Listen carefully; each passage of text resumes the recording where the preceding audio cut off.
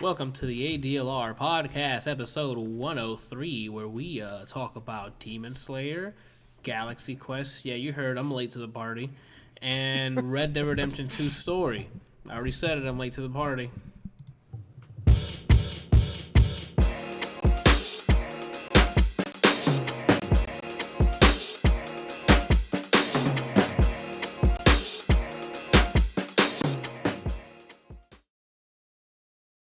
Mics are hot. We are back. Saw, dudes.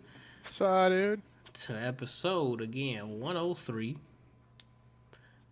Johan in the chat got the Let's Go. He's hype. Well, I'm hype. Randall, you hype? You just came from sleep. Are you hype? Not yet. You ain't hype yet? Yo, think about Ghost of Tsushima. Are you hype now? A little bit. There you go. That's all it takes. I mean, it is game of the year, so. Shit. Super far. I mean, technically, yeah. We still got some big games coming, though. Like Fall Guys came today. You never know. That might beat out Ghost of Tsushima, dude. Fall Guys? Remember the game that, what was it, like a week ago? You saw me playing and it was super colorful and it was me running around.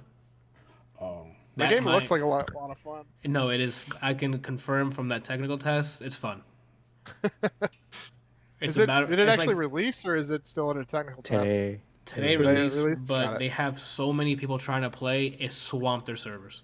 Oh, I'm sure. So now they're they're a small time company that like blew the fuck up overnight, I think. I'm trying to turn it down. That's the whole reason why I was missing my phone. Sorry. You still got his porn plan? What was that sentence? What did he just say? You know how you avoid that from happening, Randall? Well, I was trying to turn my alerts off because I know that I got alerts. There's an easier way to do that. You could leave it in your room. And then leave it in the room. Not if I turn this off, it turns all sounds off. But if I have an alert, it still makes a sound. But from your room in the bed, you won't hear it because you have headphones on. Wow. Oh my God, Randall. You're lucky it's not Tsushima right now. You'd be a Mongol right now. All right, where are we?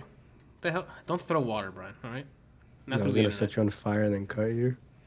Oh. What the hell were we talking about? Fall Guys. That's what it was. Fall Guys, yeah. Yeah, it came out today. There's a lot of fucking people. There's I think it's a small crew, like a small dev team. So I'm sure they got swamped with the amount of people trying to play. So they're probably buffing the matchmaking server.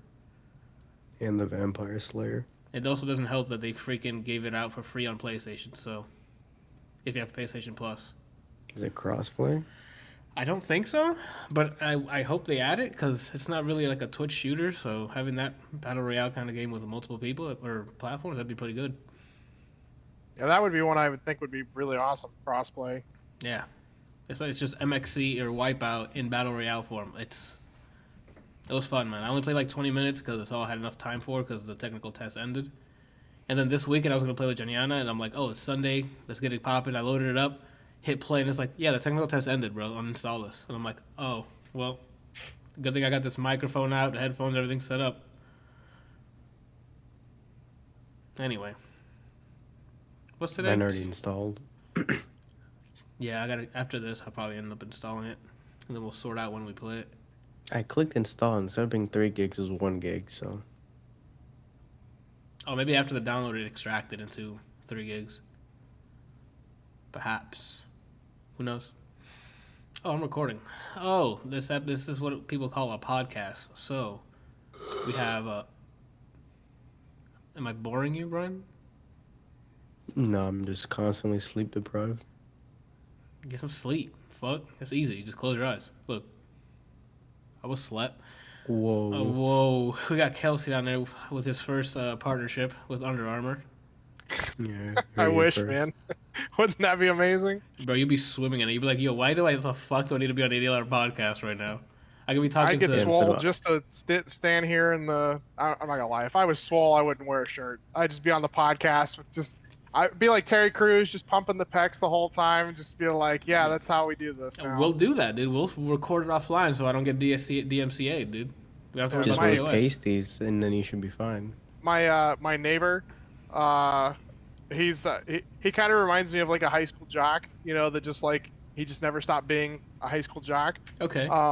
And he's just like this really fit, really good looking dude, and he's constantly out there washing his Showing car off. without a shirt and things on. Let's And get I'm it. like, dude, if I look like he came over one day and I was like, hey man, how's it going? Who are you? He's like, it's me, Ryan. I live across the street. I was like, oh, I didn't recognize you with clothes on. Facts. And then I looked at him and I was like, dude, if I look like that, I wouldn't wear clothes either.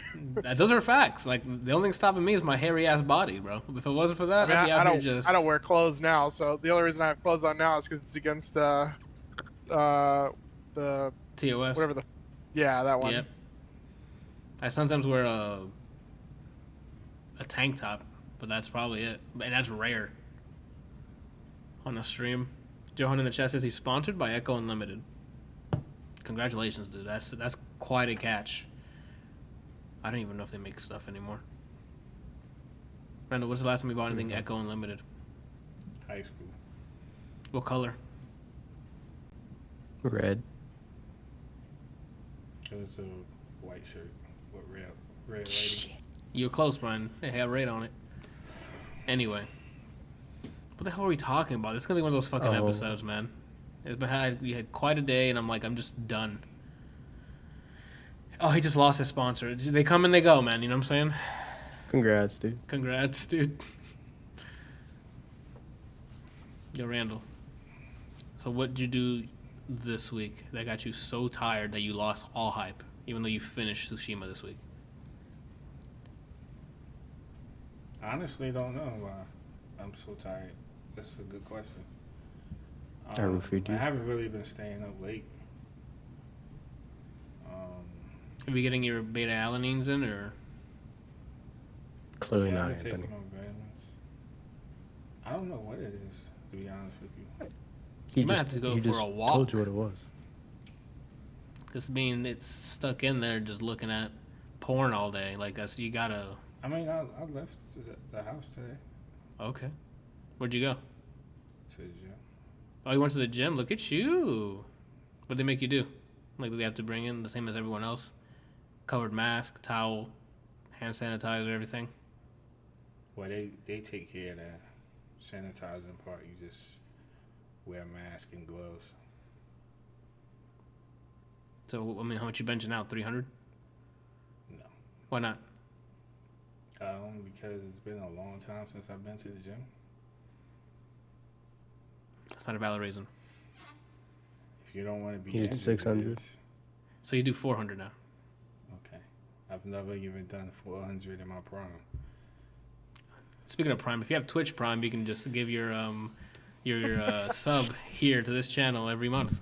It doesn't auto renew. That was a so-so transition. Thank you, I appreciate it. I've been not working on it. So Kelsey, how did you get your sponsorship this week? Forgot to comb my hair. And they were like, yo, put this on. I was like, sweet, let's do this. Kelsey, you with a bad hair day have better hair than me. So what are you? I don't know, man.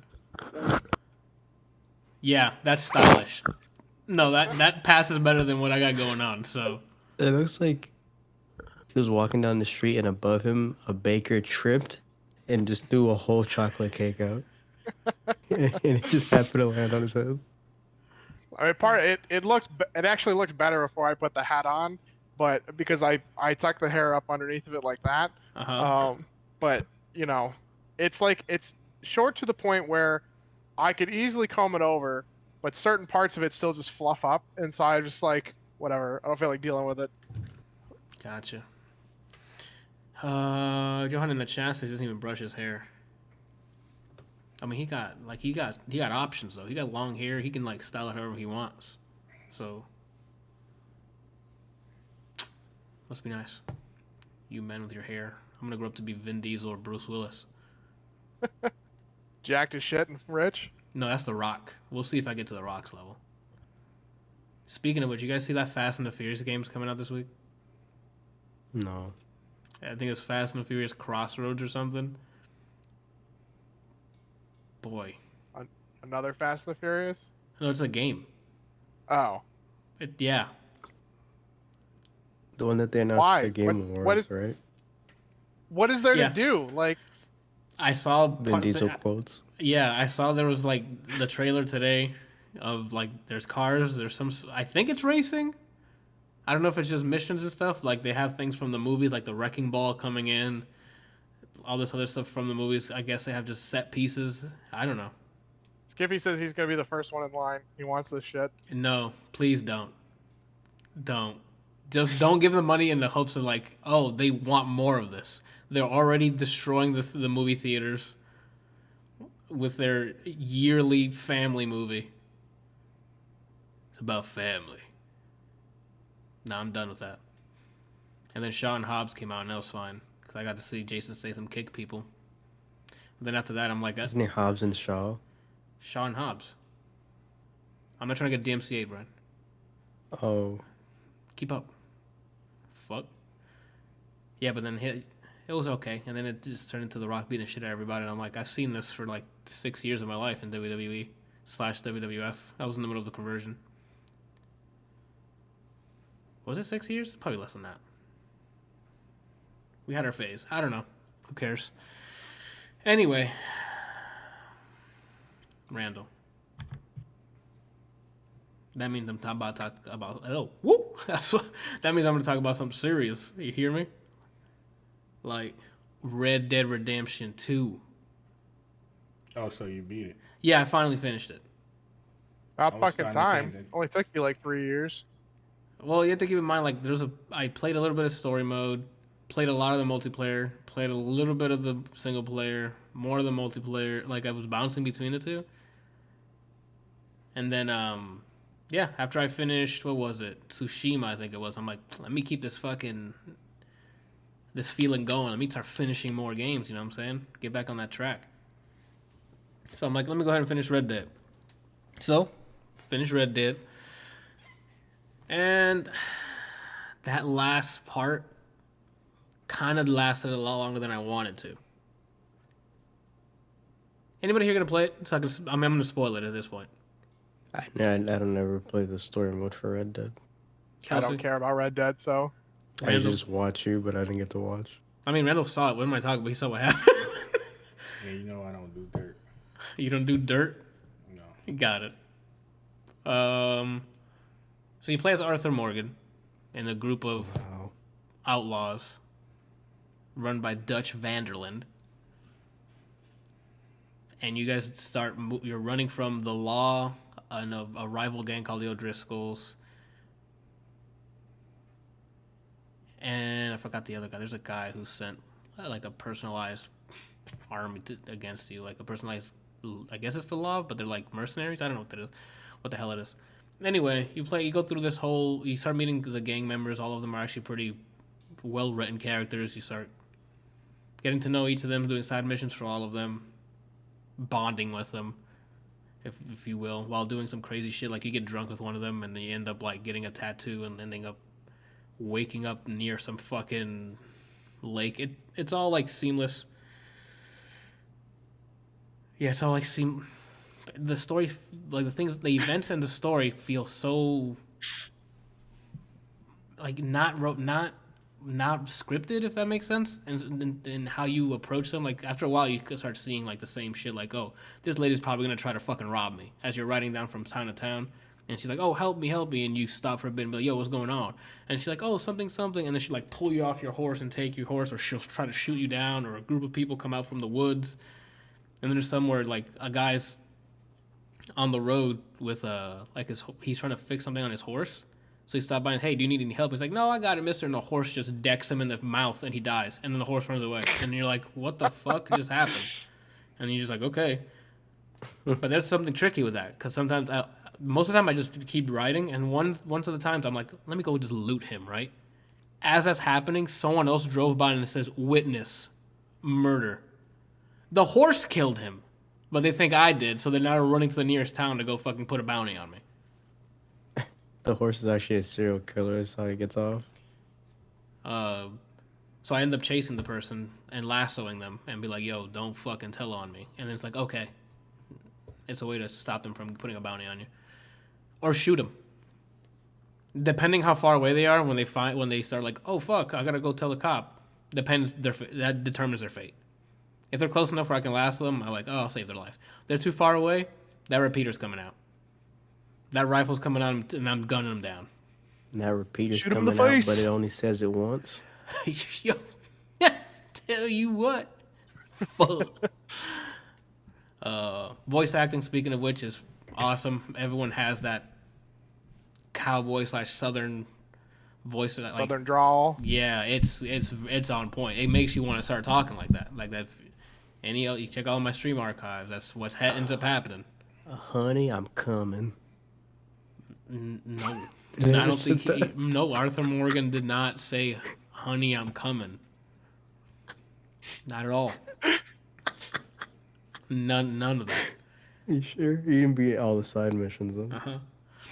So then the main story basically becomes a wild goose chase of like you just keep running away from the law and doing more and more Dutch has you and the gang doing more questionable things, making it kind of divided in terms of like we shouldn't be doing this shit anymore. Like civilization's coming up, we can't just be outlaws anymore. Because like there's a part of it called Saint Denis, which is like getting really close to modern civilization with buildings and things like that. It's not just open country. Anyway, starts dividing the group until the point where it just becomes who's siding with Arthur versus who's siding with Dutch. Yeah. It falls out because they're in the middle, because it gets to the point where everything starts blowing up. They start cutting loose ends quickly, which brings up a lot of attention to the gang. Excuse me. It's been one of those The game long that days. really that boring that you're putting you to sleep talking about it. Not when you play as Arthur Morgan. When you play as, like, I'll get to that in a second. So it leads up to Arthur Morgan's death. But before he dies, he makes sure the people who sided with him get out safely, including John Marston and his family. So he sets them up good so they can get away. After Arthur Morgan's death, obviously, spoilers, you start playing There's as a son. Arthur Morgan did have a son, but he doesn't come in game. Oh, okay. You play as John Marston. So it starts setting up his basically his. I always forget which one's the right one. Is it epilogue or Epilogue is the ending. It's prologue. so prologue? Prelude. So the end of Prologue. this game is like the prologue for Red Dead Redemption 1.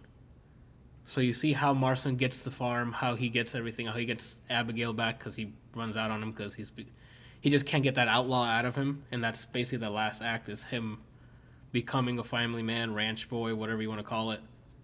And you can see how he gets in that mindset in the beginning of Red Dead Redemption 1. But that last part, after a while, I'm like, God damn, it just felt too long.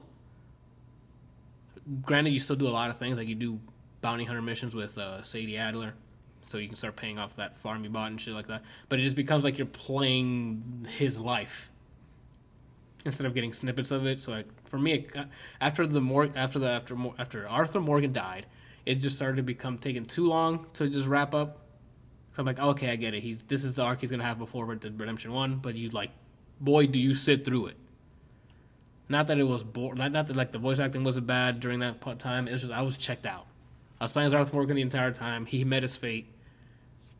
I played a little bit as John Marston to see how he becomes who he is in the beginning of Red Dead Redemption 1.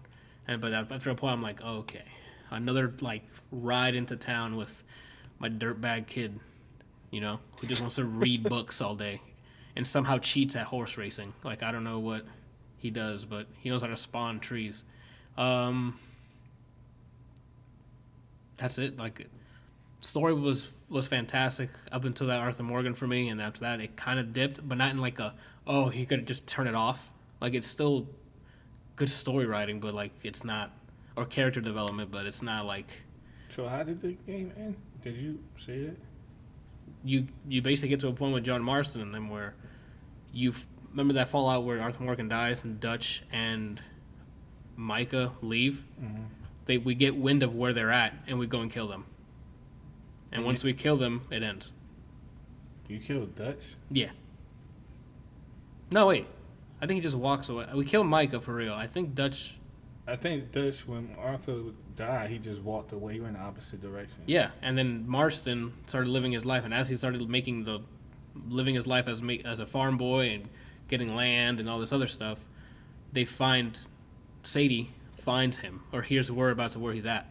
So you, Charles, and Sadie go to take him down. You definitely kill Micah. I don't know why I forgot if fucking Dutch lives. I think Dutch lives and he just walks away. I don't fucking remember because he blasts Micah, I think. So is it even worth playing after Morgan dies? I'm gonna keep it real with you. For me, no. No. Mostly because I've already played Red Dead Redemption 1, so I kind of get that character. So seeing it, how he becomes, or playing through it, I don't need that. Because I already played an entire... Like, a lot of shit happens to that family in the first one, so I kind of already got it. By playing as Arthur Morgan through up until that point, I know what John's been through. In a way. So then having him have that little arc at the end to get sort of revenge for what the remaining people did, it's kind of satisfying, kind of not. Because it's the one that I would have wanted to kill those two guys, like Dutch and Micah, as Arthur. Not as John, if that makes sense. Even though he did it for Arthur, I guess, because he gave him that new life. But I don't know. Up to that Arthur Morgan, that's when it hit the high, and then it kind of slowed down. It went to a crawl. So right before he dies, it's big shit are happening. You're making explosions. You're killing off main characters like quickly and trying to get away from the law. And then once that happens, it just the pacing just takes quite the dive, where it's just going painstakingly slow. So would you recommend that? Which one would you rather play? RDR 1 or Red Dead Redemption 2? I like both of them, man. That's not what he asked you. But if I had to pick, I never get to. I don't know. What's the question here? Like, one of the stories is deleted from my mind. I only get one of them, or is it like I only get to replay one of them? Like, what do you like better? Yeah, which one do you like better? Like, because it sounds like this one. Because I vaguely remember you talking really highly about the first one, and this one you're like, this one really was great right up to a point, and then it kind of takes a dive. It'll probably be Red Dead. Point, it's really good. Yeah, I think it's Red Dead 1. Yeah, I think Red Dead Redemption 1 is more satisfying at the end because it goes. I'm not gonna spoil that if you haven't played it. Because that's definitely worth. I'm not gonna play more satisfying because your character looks like a Thundercat. I mean, he looks like a Thundercat in this one too, just with higher polys. Oh.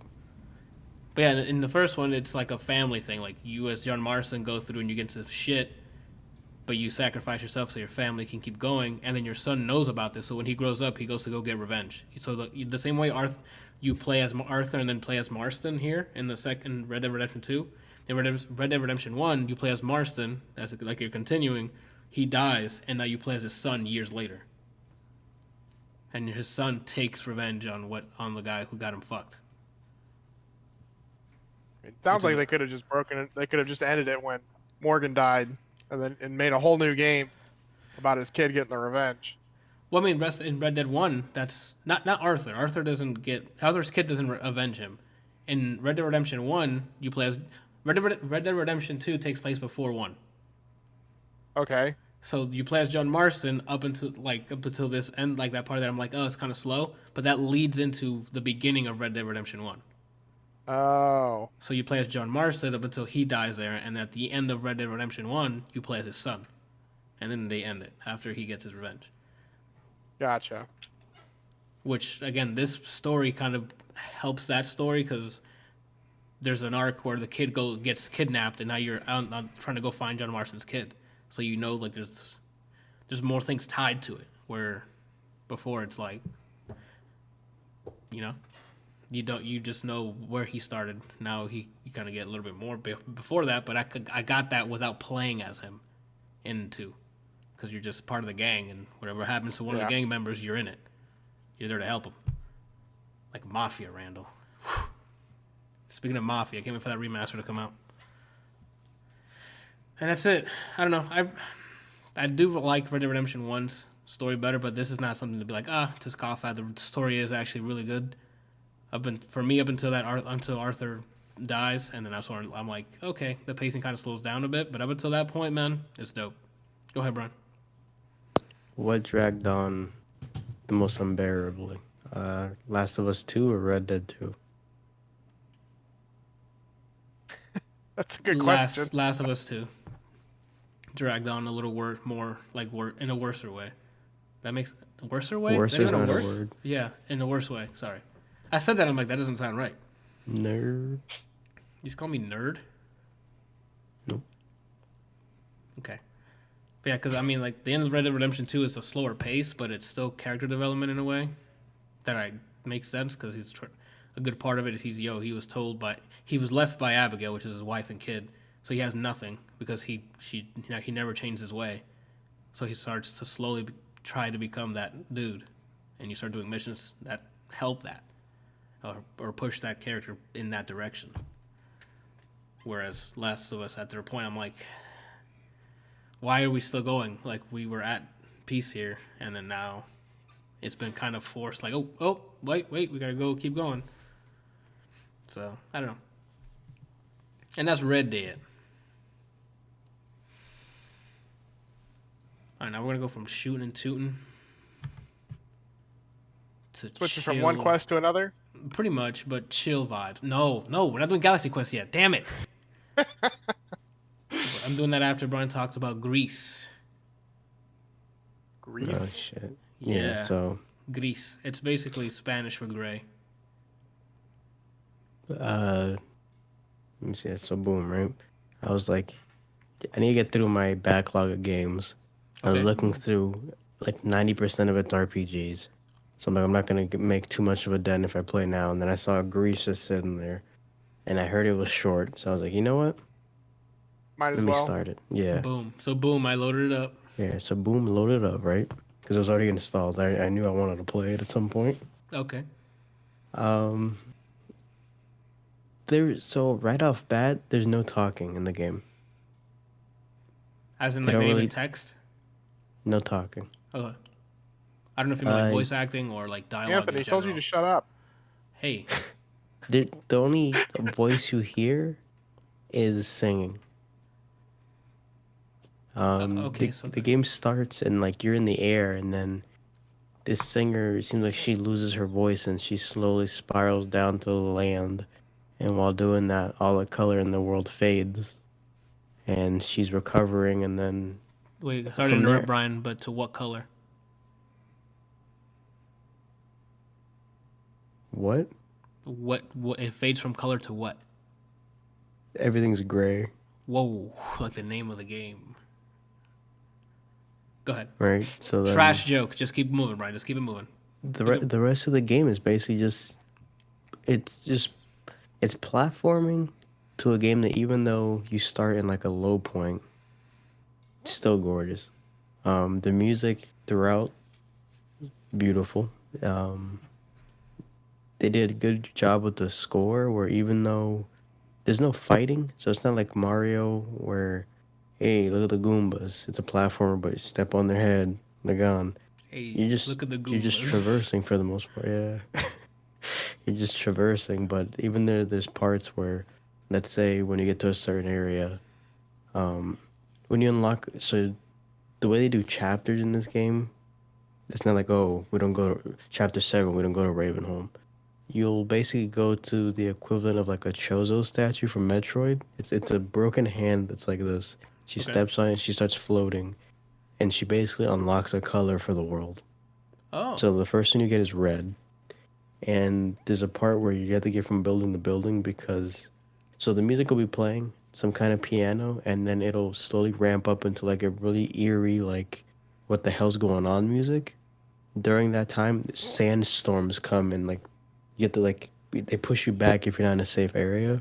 So you have to like traverse, stay in a place when you hear the piano coming because the sandstorm's coming, and repeat. That's like your opposition in the game for that section. Okay. How do you spell it? Later on, GRIS. it seems like it's the theme of the game is like maybe depression or like mental health or something.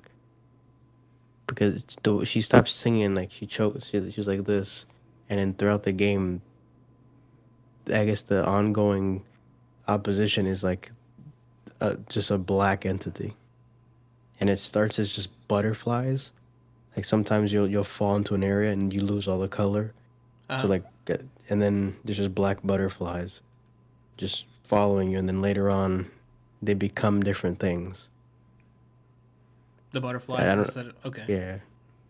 And I don't know if I'm not gonna spoil it, but like as it progresses, it changes into other things.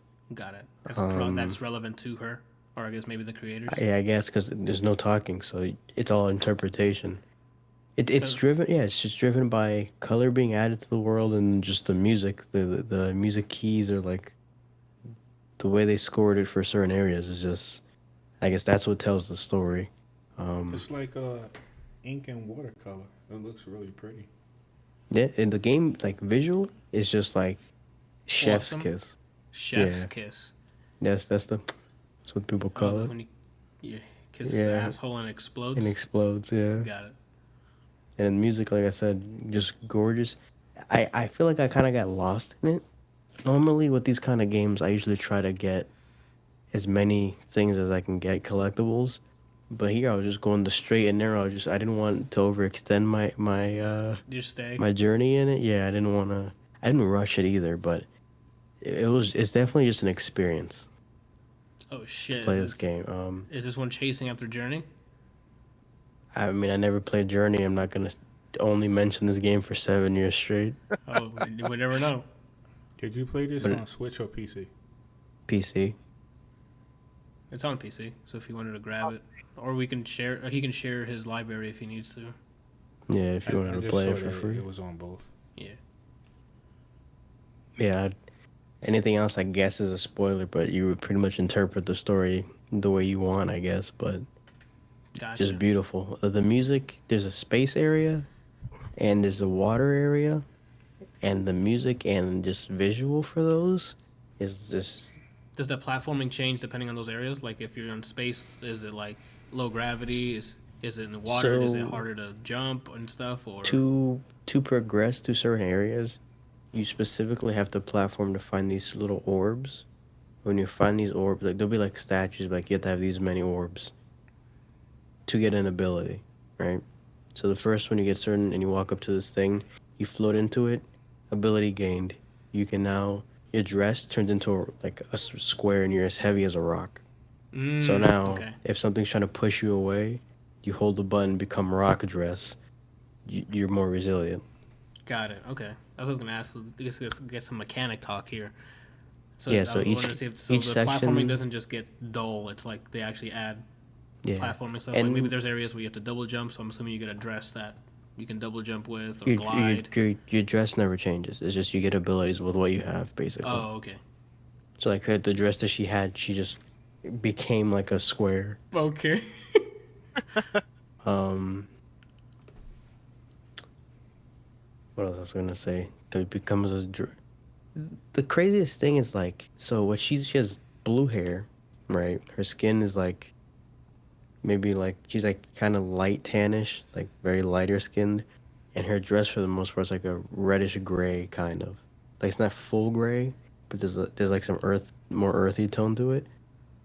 And it's crazy that like, the more beautiful the world becomes when you add the colors, the more that she stands out because she's just wearing like the gray, and her hair is like there's no other blue like that. So okay, so it's crazy that It's crazy that the more beautiful the world got, the better she stood out. I thought that was cool. And I guess that fits with what I think the theme of the game is. Okay. How long did you say it took you to beat it? No more than 4 hours. In one sitting, I beat this game. Is the way you said it's like, oh, everyone's got 4 hours. No more than 4 hours. Let me see Steam. It'll probably tell you your play time. I left it playing because I don't know how it saves. And I didn't want to like hit quit and come back, and I'm back with no color. So I left it running for like maybe an hour of the time that they gave me. So let me see. I beat it in playtime's 3 hours. And you left it up for an hour? Because I ate something and left it running, and I think something else came up, and I left it running. So the So game's maybe like like 2 45 hours minutes, long. 1 hour. Yeah. Or oh wow, that's really You short can- than you- 4 hours, bro. You I've can, never met you can go. anybody so traumatized with saving.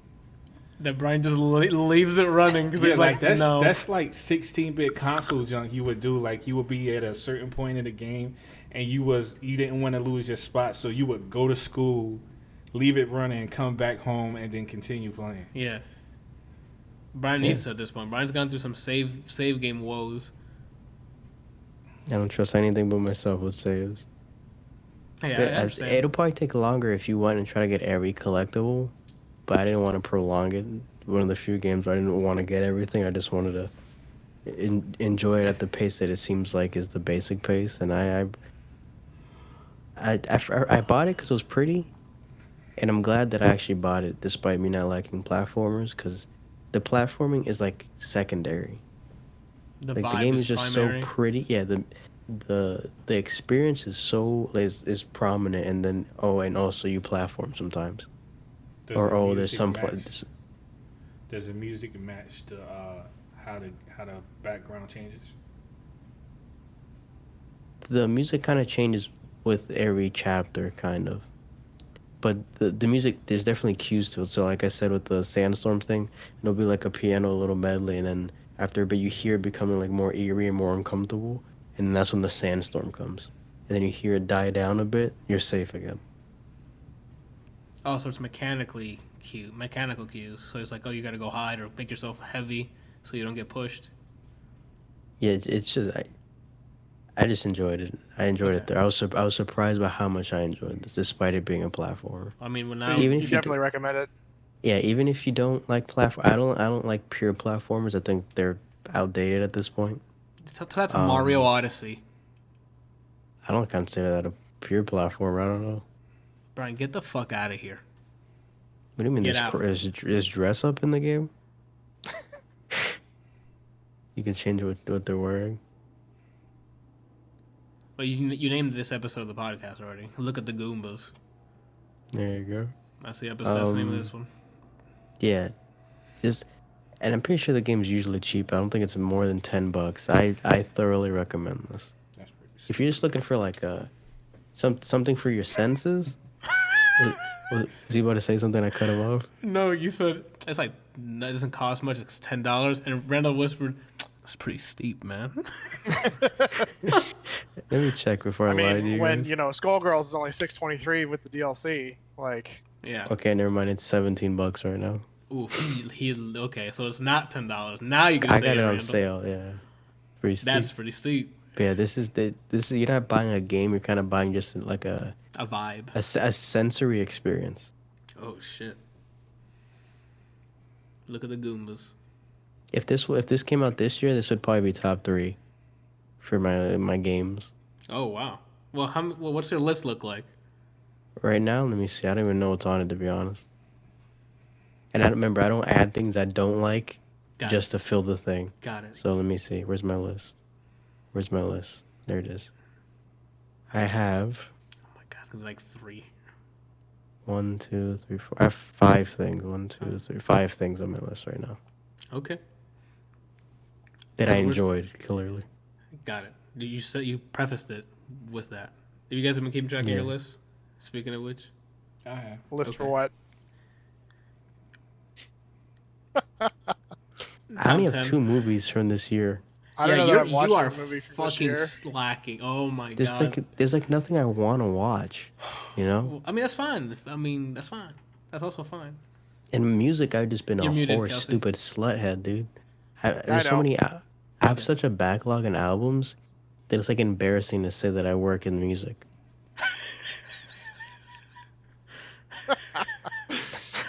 Like I've heard nothing. You gotta just sit down and do it. I mean, you know. You just gotta sit down I and do don't it. know. I don't know. I Have you don't heard of know Cabin why. Fever yet? From Jaden? So It's a this is single. how far back I am, Anthony. Oh my god. I haven't even heard Jesse Ware's album. We're done talking. Dude, that was And like I a year and a love her, half dude. ago. And I love her. Yeah, okay. Well, then we'll move on, Brian. You're behind. You start getting it popping, bro.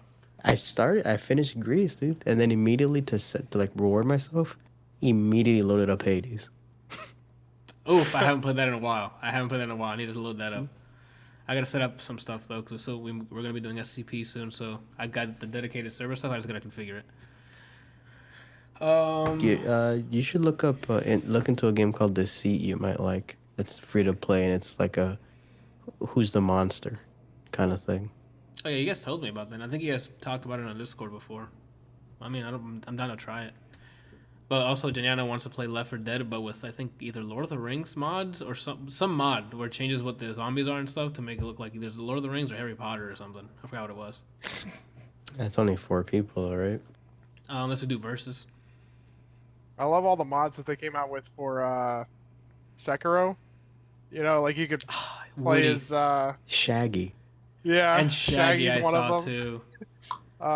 You could play as Shaggy. You could play as Kratos. You could play as like basically anybody you can think of. Somebody's released a mod for it. Yeah, it's they absolutely rigged- hilarious. They rigged so many models for it, so like it works. So Greece, highly recommended. It's a vibe. Look at the Goombas. I'm ugly. Did I didn't talk about last You're week. beautiful. I didn't talk about Bloodstained, did I? Last week, I think you Yeah. mentioned playing it. I don't remember. I beat it. Yeah, I don't remember it. I You got the ended bad up ending? beating it. No, so I got the bad ending because I didn't know that was where that person was. Yeah. But then I played through the game and got the ending. Got it. Okay.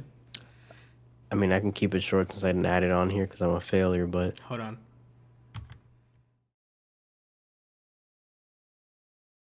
Bloodstained. yeah, Ritual of the Night, I think is what it's called. So I playing the game. This is how I felt off rip. Game was cool, but playing it made me just want to play Castlevania instead of this game for the most part. It's a Metroidvania, so naturally it got my attention.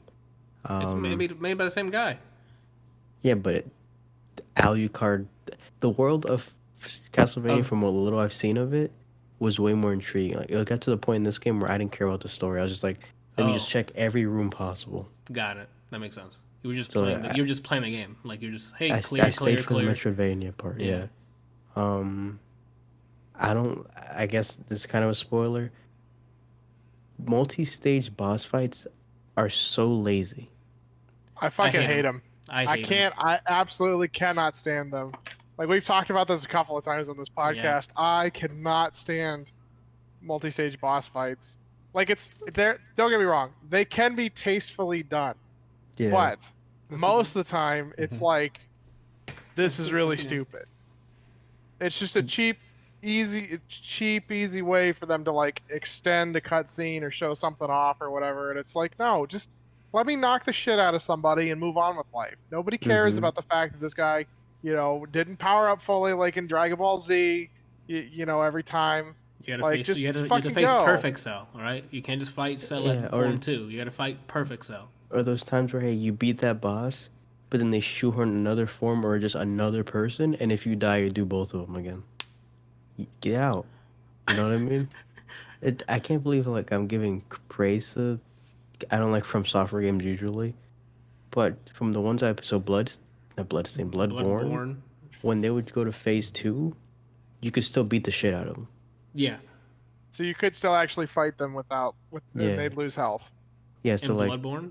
I forget the guy's name. I thought it was in I all think of it's them. Couldn't you do that in Demon Souls and Dark Souls as well? I don't remember. The only one I remember is Bloodborne for the. I don't remember.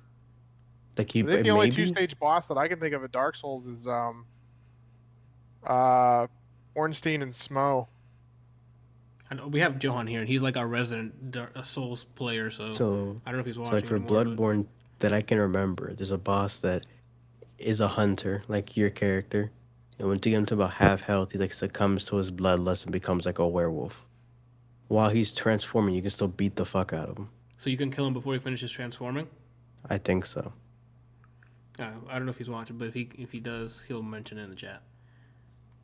He's played the shit out of those games, so. All right. We gotta keep it moving. Yeah, so it was cool. I'd rather just play like Symphony of the Night a second time. We got confirmation. The first boss of Dark Souls 3. So he confirmed on the first one. You can probably kill him before he turns.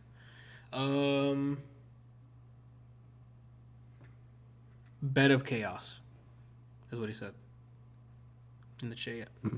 That's He his says dad too. His apparently. dad? What? Okay. So that's all I had to say about Bloodstained. I beat it. Okay. She could teleport. Depending on what Talking about Bloodstained? yeah, Bloodstain. I think it's something You you can. equip. It's an ability. Yeah, that you get, that you can teleport. You swap out those when you're playing. You get like stabbed with glass of some Demon sort, like shards. demon shards, and they give you abilities. And getting stabbed multiple times by the same one, because it's like random. It's like loot, and then it'll upgrade the shard, which is a good I way to wanted keep to playing make- it over and over again because it has some replayability. Once I got the bad ending, I just stopped and moved on to the next You game. gotta go to the bathroom. Yes, Why don't you go? because I'm lying. I wanted to make a gun build for that game, but I didn't get the items to make guns viable, so I didn't. John said, Right. "Wait, what was the question?" The question for for the multi-stage bosses was if there's in the Souls games if there is a 2-stage boss, can you kill them before they swap to the second stage, or does it force you to wait and change and let them change? Ornstein and Smo makes you wait, but that's because you kill one of them and then they absorb the power of the original. Uh-huh. So like, and it, like, so if you kill Ornstein first, Smo absorbs him. If Smo dies first, Ornstein absorbs him. So you have to wait for that one. But I don't really remember any other like. Actually, that's not true. There was one I think in 3 Which was where the the first guy one. like you fight some guy that doesn't have legs and his brother gets on his back after you kill him, after you like beat him, and then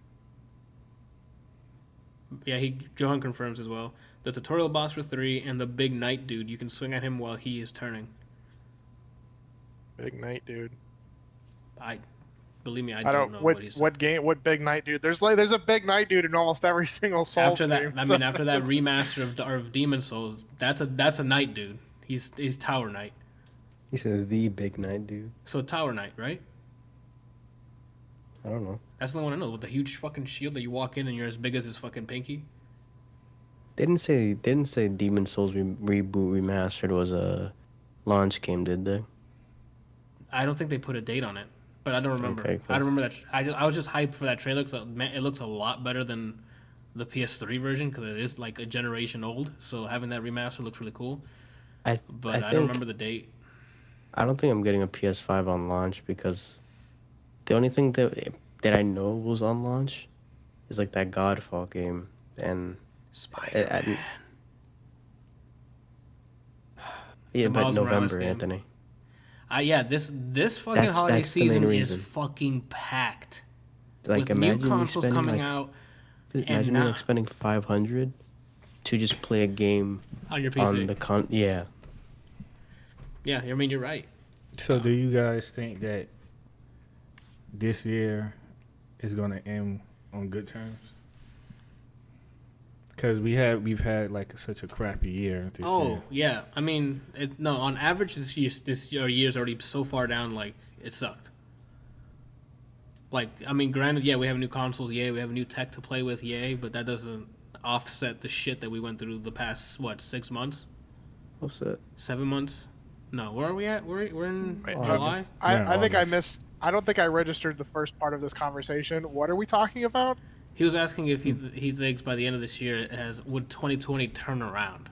You know how shitty I don't this mean year. like a complete turnaround, but I mean like Well, balancing the scales here. no, like you said, it's too late to balance the scales. I just mean like, do you think that instead of it being complete trash from January to December, do you think maybe like the last quarter things we might go out on a more positive? I don't know, man. It's No, looking grim. We're already in August, bro. I think it's gonna just get much worse, with especially with everybody being like, open the schools. I need to drop my kid off at daycare. You know, like Yeah, like I think we're about to get the worst of it. Why opening up You know. schools and opening up, like even I think high schools and colleges are opening up, right? Yep. Yeah. Like campuses. Don't are worry, opening up. guys. That $1,200 check that they sent, to those 4 months couple ago. of people. Yeah. They're stretching that. So I don't know. Huh. I don't know if I think we're still going to be at whatever situation we're at now and Just with no consoles. yeah, The CDC distract predicts us. 11,000 deaths like every week or every other week this month because everybody's like, we need to open schools, we need everything to go back to normal because capitalism is starting to fail and we can't let that happen. And it's like, no, it can fail. It obviously is failing because it doesn't work with the way things are going, who would have thought? right? I don't know. On a side note, I took a sip from this water. I'm sure of it. When I reached for it again, it was full. I don't know what's going on anymore. Brian, sort it out, bro. Like, get some knockout pills or some shit, dude. We're in a simulation. Yeah, we just hacked you. Yeah, the government put us in, man. Wake up. A water bottle that fill. Anyway, Brian had his moment there. Randall,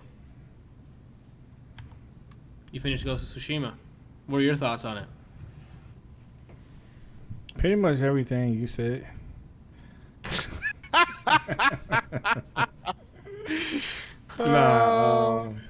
Get this man out of here. Yeah, get him the Mic your fuck girlfriend out. up. She's not here. What did Didn't I ask say? where she was. I'm trying to think of unique things that you didn't cover. You don't need to worry about if it's unique or not. It's your take. If you want to reiterate something I said, that's fine. He didn't We're say not the asking word you dilly what did. dally. Yeah, I didn't ask you what did I not say. He asked you what you thought about it. Yeah, like if How did thought you the like same it? thing- What was your yeah. favorite parts? I have a question immediately. All right. Okay. Okay. So before you finish, you said it was your game of the year so far. Is it more reinforced now that you got through it, or did it lose some of the momentum? Good question. Look at the journalism, Brian. No, I still think it's game of the year thus far. That shot right up to number one. What? The game. Ghost? Yeah. With everything that I've played this year, yeah. Okay. What else has come out this year that's even like? Let me tell you, buddy. Well, there was one potential game that could have been a rival, but I didn't play it, so You gotta assume it's Last of Us 2. Yeah. yeah. What do you mean, dude? Streets of Rage 4, game of the Yeah. year. Hold on. Yeah. There's more. I mean, it was good, but I wouldn't say game of the year. If you could play as the blonde lady cop, game of the year. So besides Last of Us 2 and Ghost of Tsushima, we have Moving Out, Gato Roboto, Journey to That the came out this Savage year? Planet. Moving out. Yeah. What was moving out? Appreciate Remember you. the co-op game that me and Brian and Janiana played, where you have to like move things out of a house, like throw it out the window yeah. and stuff like that. I remember you talking about that one. You gave me something to add to the list. Oh, okay. Journey to the Savage Planet, which if you haven't played it, please, if you love Metroid games and Metroid Prime style games where it's like first person and stuff, Journey to the Savage Planet is really good. Is that the one where you were sacrificing those little things? Yeah, No, I'm good. that's just so fun. Crucible, rest in peace. Minecraft Dungeons, Streets of Rage 4, Exit the Gungeon, Bleeding Edge, Resident Evil 3, Doom Eternal. That was I this think year? that's the only one that I played so far. Doom on that Eternal was list. this year, yes. And Ori and the Will of the Wisps. Yeah. My Doom's my the list only is one that I've stats. played. So, and I still got games to play this year that haven't come out. There's some games that came out that Anthony didn't mention. I haven't played. Like- Those are my lists okay. that I haven't played. So what is There's it? some What are on the- here that you didn't play that are on my list. Is Grand Blue Ooh. and Legends of Runeterra. And Neon Oh, yeah. Abyss, I believe, came out this year too. Yeah, I I didn't gotta play play it. that. I gotta play that as well. You know, if they fit their schedule, Hades will go 1.0 this year, so that means I can add it to my list again. Yo, loophole. I'm gonna add it right now. You're right. I'm gonna add it right now. I don't want to jinx it, so I can't add it. Hades, because fuck you guys. Hades is good. Anyway, John in the chat says You know that, Final bro. Fantasy 14 patch 5.3 is bringing Heaven's Sword to the free trial. Play up to level 60. That's true. I'm gonna have to give that a shot. I don't know when. It's gonna be in the backlog, but I do have to give that a shot because I can't talk about it without me know. I gotta play it. You know what I'm saying, Randall? Can't talk about a game if I don't play it. So yeah, man, my list, my top. I'm already getting excited for top 10. We're already in August. So back to Ghost of Tsushima. Yeah, Ghost of Tsushima. Brian's one question spiraled into top 10 of the year. Because I'm the best. because we're excited. Talking about top 10 of the year is just a great fucking conversation. Can I pretend Skullgirls came out this year? But No. Ghost of Tsushima, how'd you feel, Rand? That's fucking stretching it. That's fucking stretching it. Go ahead, Randall. What do you want to more start? questions? I mean, what do you think of the story, man? And what was your favorite part? I thought Yeah. the story was really good. Very intense. You played the whole thing in Japanese dubbed, right? Yeah. Okay. I had to swap. I got tired of reading, man. Who was your favorite character, and why was it the guy that let the dude on fire and killed He's him? not his favorite character. That's my favorite. And why was it character. like the? He's talking about Khan. Oh, nah, Khan wasn't my favorite character. Why not? Maybe he should have been. As cliche as it may sound, I'm gonna have to say Jin was my favorite character. You fucking Jin. suck? Jin Sakai. Uh, Yuna. Yeah. I don't know what else to say. Combat. Did you like the combat? How it felt? Oh yeah, the combat was beautiful. What'd you think loved all the the What combat. styles did you stances. play in? Well, you have to play all of them in order to advance. No, he meant advance like, in the did game. you always attack head on, or did you go ghost? Oh, Not the stances. It depended on the This is situation. stance. Yeah, it depended on the situation. If it was one of those situations where it was like, well, every time you go into a camp, they give you like a list of things to do. Some things are bonus, and depending on what those things are, I might be like, I'm just going to go in there and just murder everybody. Or I might do what the list says. So some lists might say, take 3 guys out with a longbow, or do a 3-strike assassination, which requires me to be stealth. So yeah, my gameplay depend on what? Johan just found a loophole for Brian. Don't worry about it. What was it? How Brian can get Skullgirls into 2020 top Ah. 10 of the year. Skullgirls released on October 22nd, 2019. But if you look at the Mayan On calendar, the Switch. On the Switch, yeah. On October 22nd, 2019. But if you look at the Mayan calendar, we are actually a few months ahead than we really are. So it pushes it to 2020. I'm good, bro. Are you gonna put it on your list? No. Did you do any sweet kills? Like I saw somebody post on Reddit where they like jumped off the side of a mountain and then used like a rope hook to to grab Swing. onto a wall, and then he like swung up and just came down and stabbed the guy. Anything sweet like that? I didn't do anything sweet. When I played, dude, I was like, I thought I was an honorable samurai. I'm like, you, come here. And then we do the fucking standoff thing. Go ahead, Brian. I have 2 questions after he answers Kelsey's. Okay. I think the most intense move I've done was Intense. like I was angry at the time because I was playing on hard, so I was getting bodied a couple of times, and I got really angry to the point where I just like started dishing everything out. So like you can there's this charge move that you can do when I forget what the stance is. I think it might be. What's the move? I can tell you what stance. It's when you hold and do a kick. That's the brute stance. So the one on the left hand. No, that's the top one. Yes, so That's triangle. I don't remember what. that's for spears. So what is that one called? Wind? Sure. I don't remember the names. I That just was know wind. the position. That's wind. Because you get water first, and then wind the second one's for spears. So that's what it is. Because you start off with stone. So. Okay. All right. So, if you hold the button down and release it, you do it's not a charge move, but it's kind of like a charge move. You just hold the button and let it go. He does a kick, and the kick launches the guy in the air. And if you're fast enough, you can do a couple of things to him. So one time, Like calling Doom missiles. yeah. So one time, I kicked the guy and he flew in the air, and I shot him with 2 arrows and then ended it with a heavenly strike. Ooh. Sounds hot. Heavenly Strike, Brian, is the move that what's his name does when he's sleeping in Demon Slayer. Oh, He holds and then dashes forward and does a horizontal slash. We'll get after to my Demon 2 Slayer. questions, I have to recommend a specific fighting game and a specific character for Anthony because he's on his samurai high. You have no idea on the Samurai Hive, dude. Because this first Tsushima, and then Demon Slayer, and then I'm gonna play Sekiro soon, bro. I'm just gonna wake up in samurai outfits. And Have you not played Sekiro? I thought you played it. No, I wanted started to, it. but I never got to buy it, and then it was on sale during the Steam Summer Sale, so I bought it. Anthony forgot the trailer showing off the samurai vampire from Guilty Gear 2. Yeah, that was dope too. Back to Randall. You answered That's the probably answer the the most question. creative combo I've done.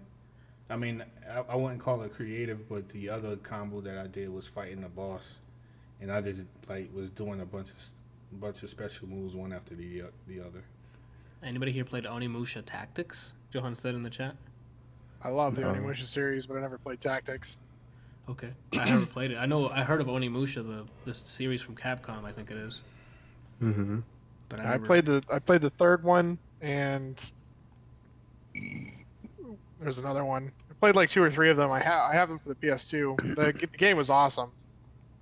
Okay, so it's like Final Fantasy Tactics, but just Onimusha. Okay. I played Final Fantasy Tactics as a kid. I didn't know what the hell I was doing because it was way above me. They have it on your phone now. Oh, they ported it over like the old game. That's Yeah. pretty good. I remember, yeah, the phone could definitely run that. Like it runs fucking Fortnite, so I could definitely run Tactics. All right.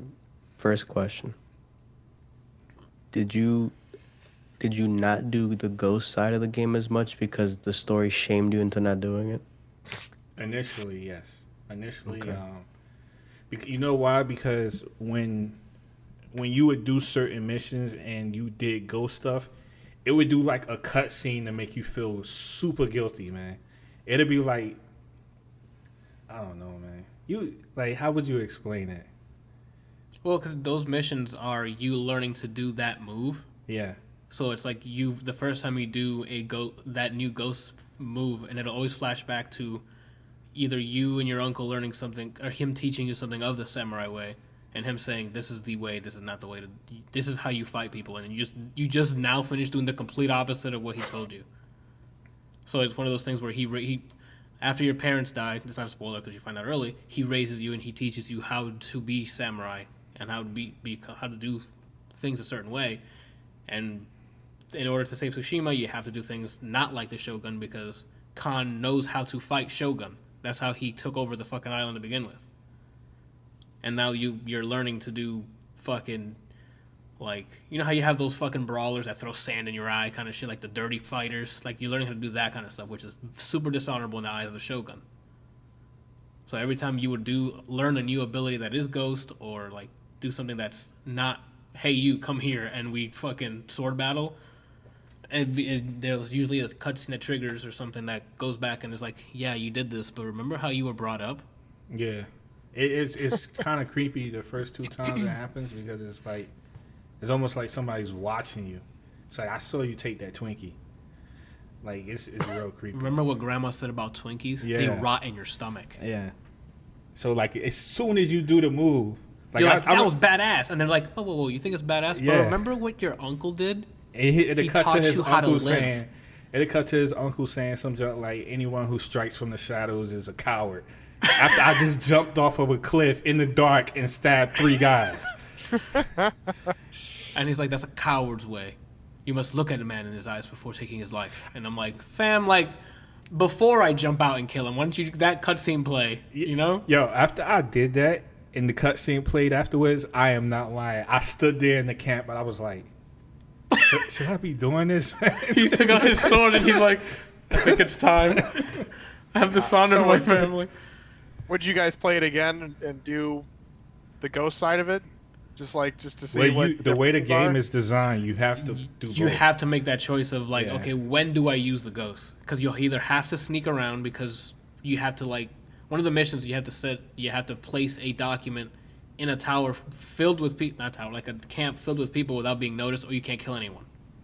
Oh, that jump was crazy. So you have to maneuver in such a way where you're like doing like you're not using samurai stuff in it at all. I love stuff like that. And then there's a mission where your uncle sees you doing this stuff, and he right then and there's like, "What the fuck are you doing?" Yeah. and but you have to do it to get past them. Like you just running up with a sword, that's not gonna work. So like it's, and near the end of the game, you start getting accustomed to it, like just like Jin the character is getting accustomed to it, because he's like, I've been exposed to it, I've been liberating part of Tsushima with this. Now I'm getting used to doing it.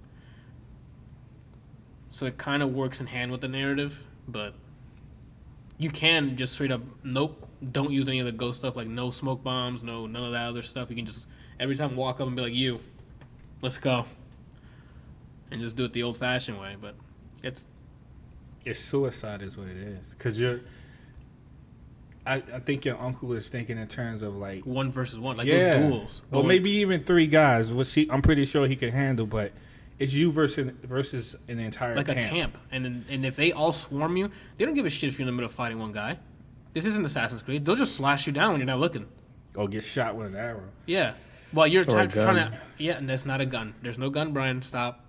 You didn't beat it. While you're slashing and stuff, there's people in the back just dead aim, bro. Just aimbotting you with arrows. And you're like, okay, well, I got to find a way That's how the around pros this. do it. Yeah, that's true. My other question to you is, did you at any point reference anime while playing this game? Yeah. I mean, not one any particular anime, but you know the sound like, yo! Like, I would do that before I would cut somebody's head off. Because I conditioned Anthony to do what I wanted. Somebody clip that. I want to make that my new ringtone. You can do that. No one spoke while he did it, so you got it. I don't remember. Randa, did you watch part 3 of JoJo? I think he got to 2 when he was watching it. The last episode I saw was... He was fighting some... No, that was past that. Because it started out with him fighting some dude in the corner store. And then it ended with him fighting some guy who was on the bridge. And he had held a girl as hostage. Oh, that's the beginning. Of which... Part 2. Okay. Giorno Giovanna. Bro, part 5 is so fucking double S tier. It's not even fucking I still need to watch that. Just Slut.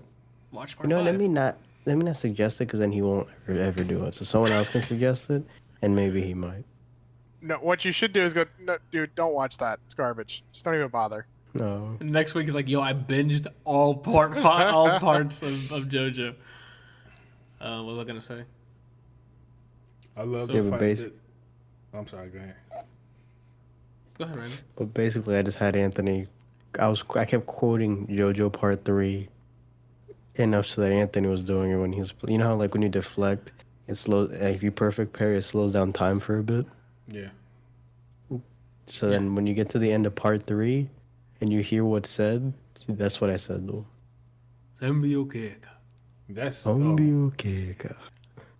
And it's time slowing down and me just feeling like a bad. Every time I kill everybody, whap, blood. Shh.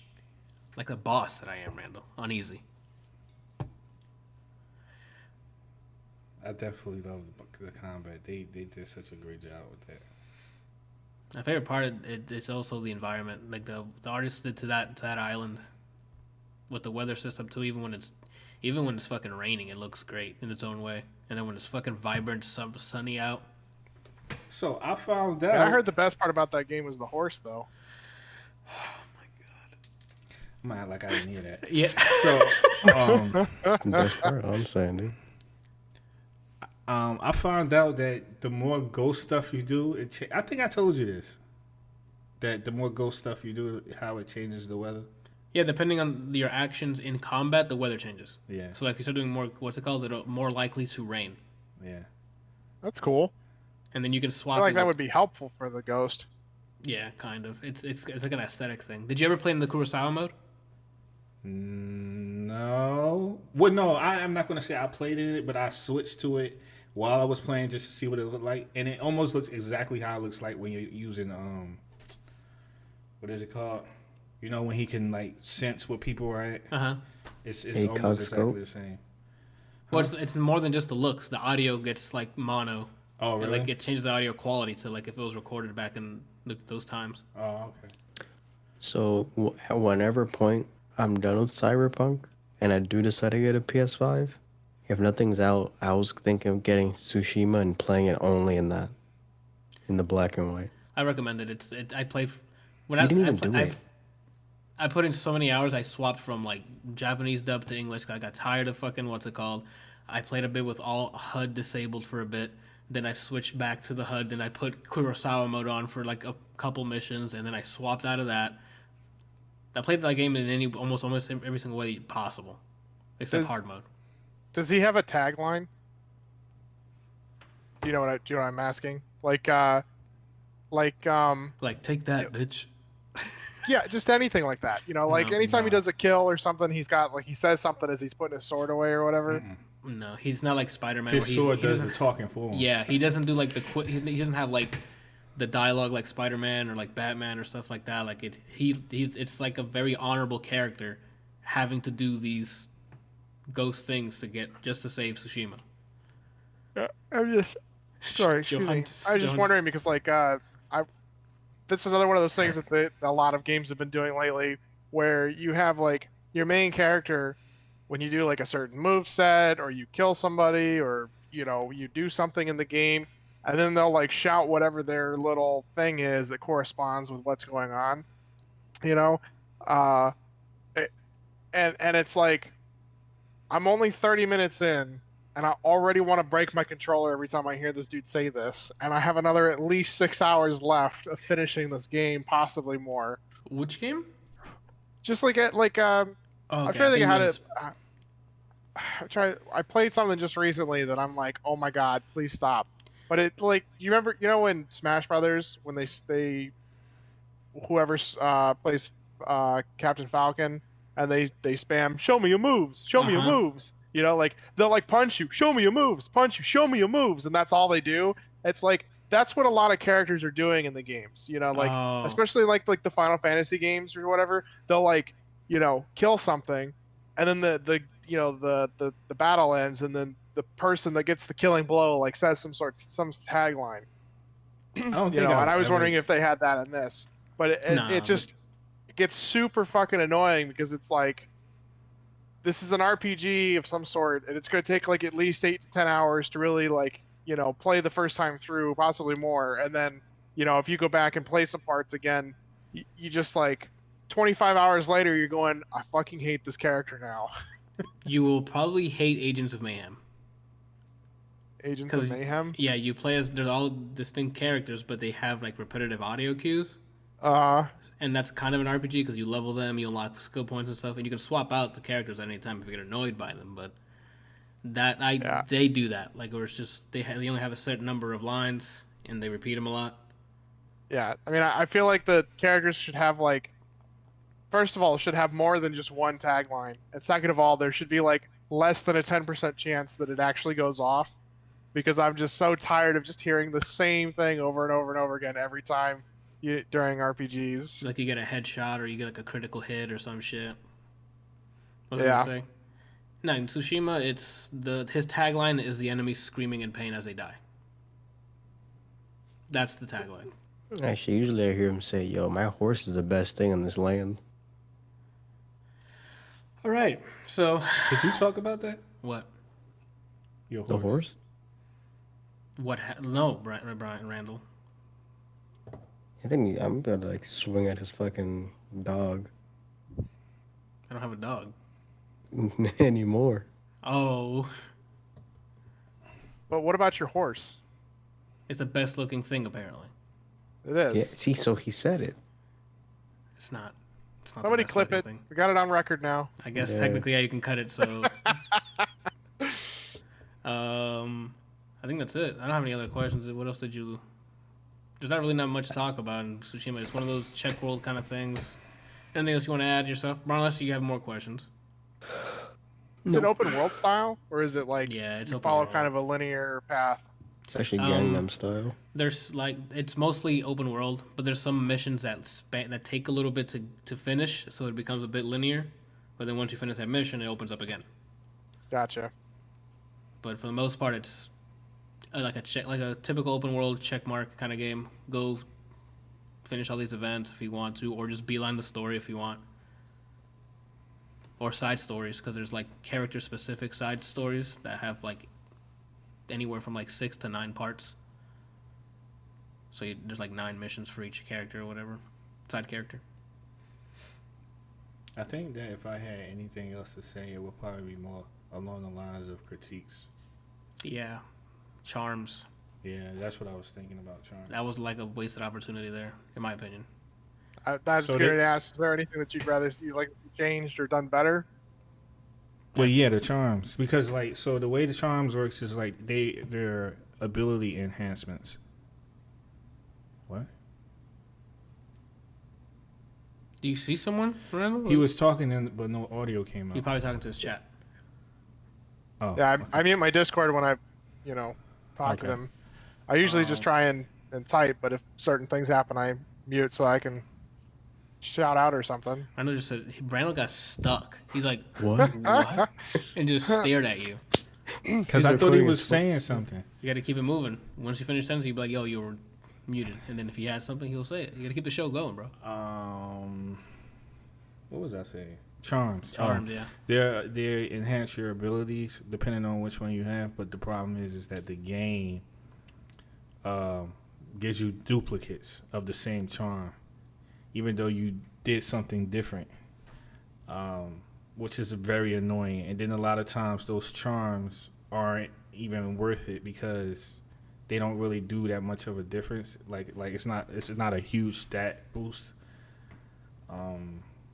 Another thing that I had a problem with is that, so you have these different armors, and you improve the different armors by grabbing materials, materials and stuff we find in the open world. Yeah, and the problem with that is that, okay, so let's say I have a mission where it requires me to be more beneficial in stealth. I'm gonna tell you. I'm just gonna give you an example of something that I went through. So like I would go to a camp, and the armor, one of the armors that I had was excellent for standoffs. And what I mean by excellent for standoffs, by default in standoffs, if you do everything correctly, you can take out 3 guys. With this armor, you can take out up to 5 guys.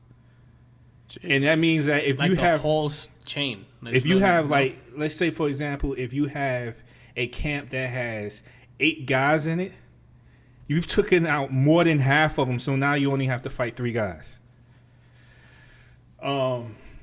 But the thing is, I would go into the standoff with that armor on so that I can kill 5 guys, and then I would switch the armor off while I'm fighting the other guys. I would switch to Ghost, so that, because Ghost gave a stat where if you're doing parries or you do a move that destroys a guy, it would scare other people off, and you wouldn't even have to fight everybody.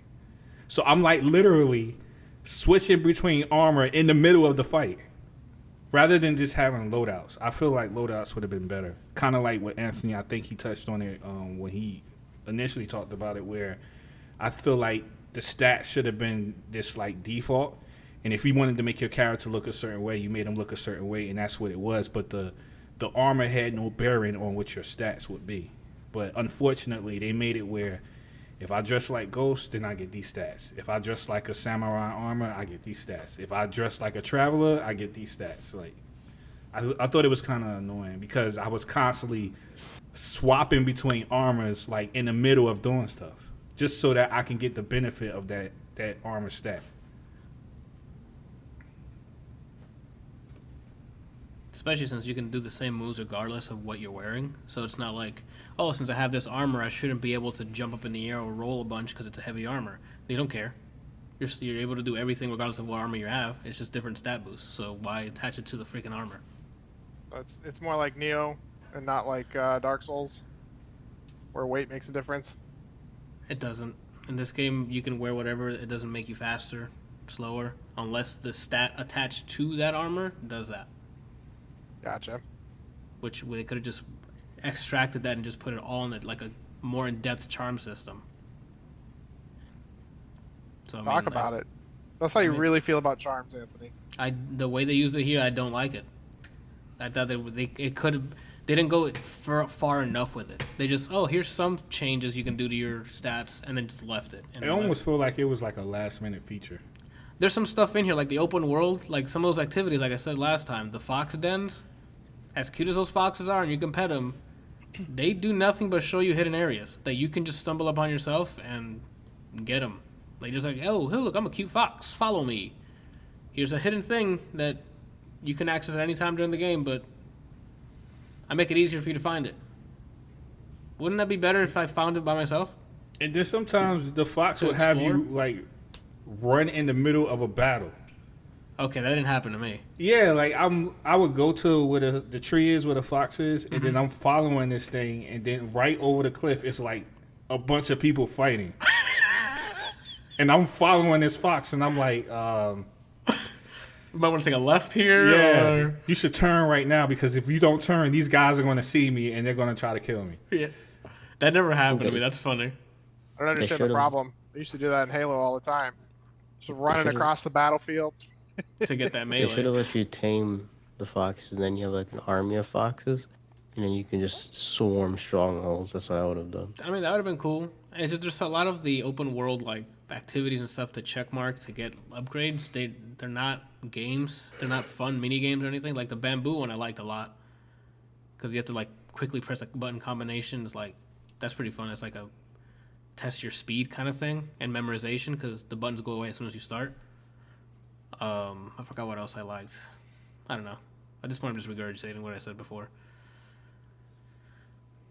I don't know. Yeah, this one was a solid. It was a solid game, but there's definitely room for improvement. So if they make a sequel, I hope they took notes. They heard feedback because that would be quite the fucking sequel. So you platinum the game, and you did everything, every nook and cranny of that game. Yeah. Let's assume, like, this is just theory. Well, not theory, but this is just like an example. Okay. Let's assume that Cyberpunk wasn't coming out this year. Let's assume that it was coming out next year. Okay. Do you think that Ghost would be one of your top contenders for Game of the Year, or do you think that there are other games that you would personally choose above that game? Randall, I don't know Like if you. Death Stranding. I don't know if. Excuse me? I don't know if Randall. It's just me and Kelsey hearing it, but there's guitars riffing right now as you speak. Oh, so I you was would pick- just getting ready to say like. So you like that I game was better? like getting ready to start headbanging. Randall, Doom Eternal is a masterpiece in terms of gameplay. That game feels great to play. Okay. Not that Ghost of Tsushima isn't, but fast-paced FPS. You have more fun. My heart exhilarating race, my heartbeat is at a racing level when I play that game, and I played it on. I can only imagine the difficulty Kelsey played it on. I played it on an easier difficulty, and I'm like sweating playing the game because everything's moving you so hear that? fast. It's so satisfying. You're like running around, you're just beating the shit out of things, and then all of a sudden the music picks up, and you're like, "Fuck yeah, let's do this!" Like, and it's not like the rock where it's like ooh, ah, it's yelling and shit. It's just the instruments, which is the best part of those fucking types of music, and it's just you're just massacring everything in such a high speed. It's just Johan even played it on the second to hardest difficulty. I can only imagine. I can only imagine playing it at that because even on an easier difficulty, there's times where I'm getting overwhelmed by the Marauder and then like all a bunch of the bullshit that's around, and I'm like, what am I doing? Jumping everywhere, shooting, swapping weapons. Like, again, Ghost of Tsushima is fun as shit. Aesthetically, fantastic. It got the Japanese look down almost perfect in my opinion. But Randall, Game of the Year means game. That gameplay needs to be When it comes to Ori, Doom Eternal, what else is on my list? I don't even know what else is on my list. Those when you say Game of the Year, those are the two that came up. Is Ori and Doom Eternal. Because I love me with some platformers, and Ori looks beautiful and plays beautifully. Like what was the rest of my list? Now I feel like I'm shunning out one. So as it stands for you, it will probably be Journey to the Savage Planet. I can already tell those probably my top three so far is between Doom Eternal, Ori, and Journey to the Savage Planet. I don't remember. Did you? Oh, stream fuck that you, one? Hades. And Hades. So I already got my top four. And I don't know what order yet. But is If it that gameplay or is it the narrative In what? for Hades? The gameplay. I love the voice acting. Zagman. Zag, man. The voice acting, fantastic. The gameplay is what keeps you going. For me. Like, I cannot. If that really does 1.0 this year, it's only between 2 games this year. And that's Hades and if I like Cyberpunk. And again, this is not for people listening. This is not Ghost of Tsushima's trash. That's not what this is. It's that It's a different style of gameplay. Yeah, And, like it's just different. Like these games focus on making sure you want to keep playing. Where Ghost of Tsushima, I don't get that feeling. It was just, here's the story of Jin Sakai. Once I platinumed it, I'm like, maybe one day I'll go back and try hard difficulty. But Hades is like, I haven't played in weeks in Hades, but I'm like, I know as soon as I get back in there, it's gonna be, let me do one more run. Let me do another run. Oh fuck, I got further. I got closer. Oh, I finally fought X person at the end. Nah, I can't edit this. I got too far. And every time I play, it's different because it's randomly generated. And you pick your weapons and you pick your keepsakes. And I get to talk to Scully. Hey, boyo. Like it's... I got to a narrative thing for him that I was like, what? He's your dad? That's all I'll say. You know, like when you get to certain parts and then that book of quests you have, some of them are narrative based. Yeah. There's one for him. That's all I'll say. Okay. I haven't done it yet. I'm way behind, so I'll have to get that. But yeah, Randall, again. So what was your question? I cut you off because when you started talking about Game of the Year, I started naming games. No, you already answered. I'm still looking forward to Assassin's Creed Valhalla because if it's anything like Odyssey, I loved Odyssey. Oh, really? yeah. I want to play. I still need to finish Odyssey. I didn't like the way that game looked at all. Oh, I mean, I can't really gameplay say for me. Like I like that the open world and check marks and stuff. And aesthetically, it was okay, but just watching you play with as far as like the fighting mechanics, which that's something that's really important to me. Mm-hmm.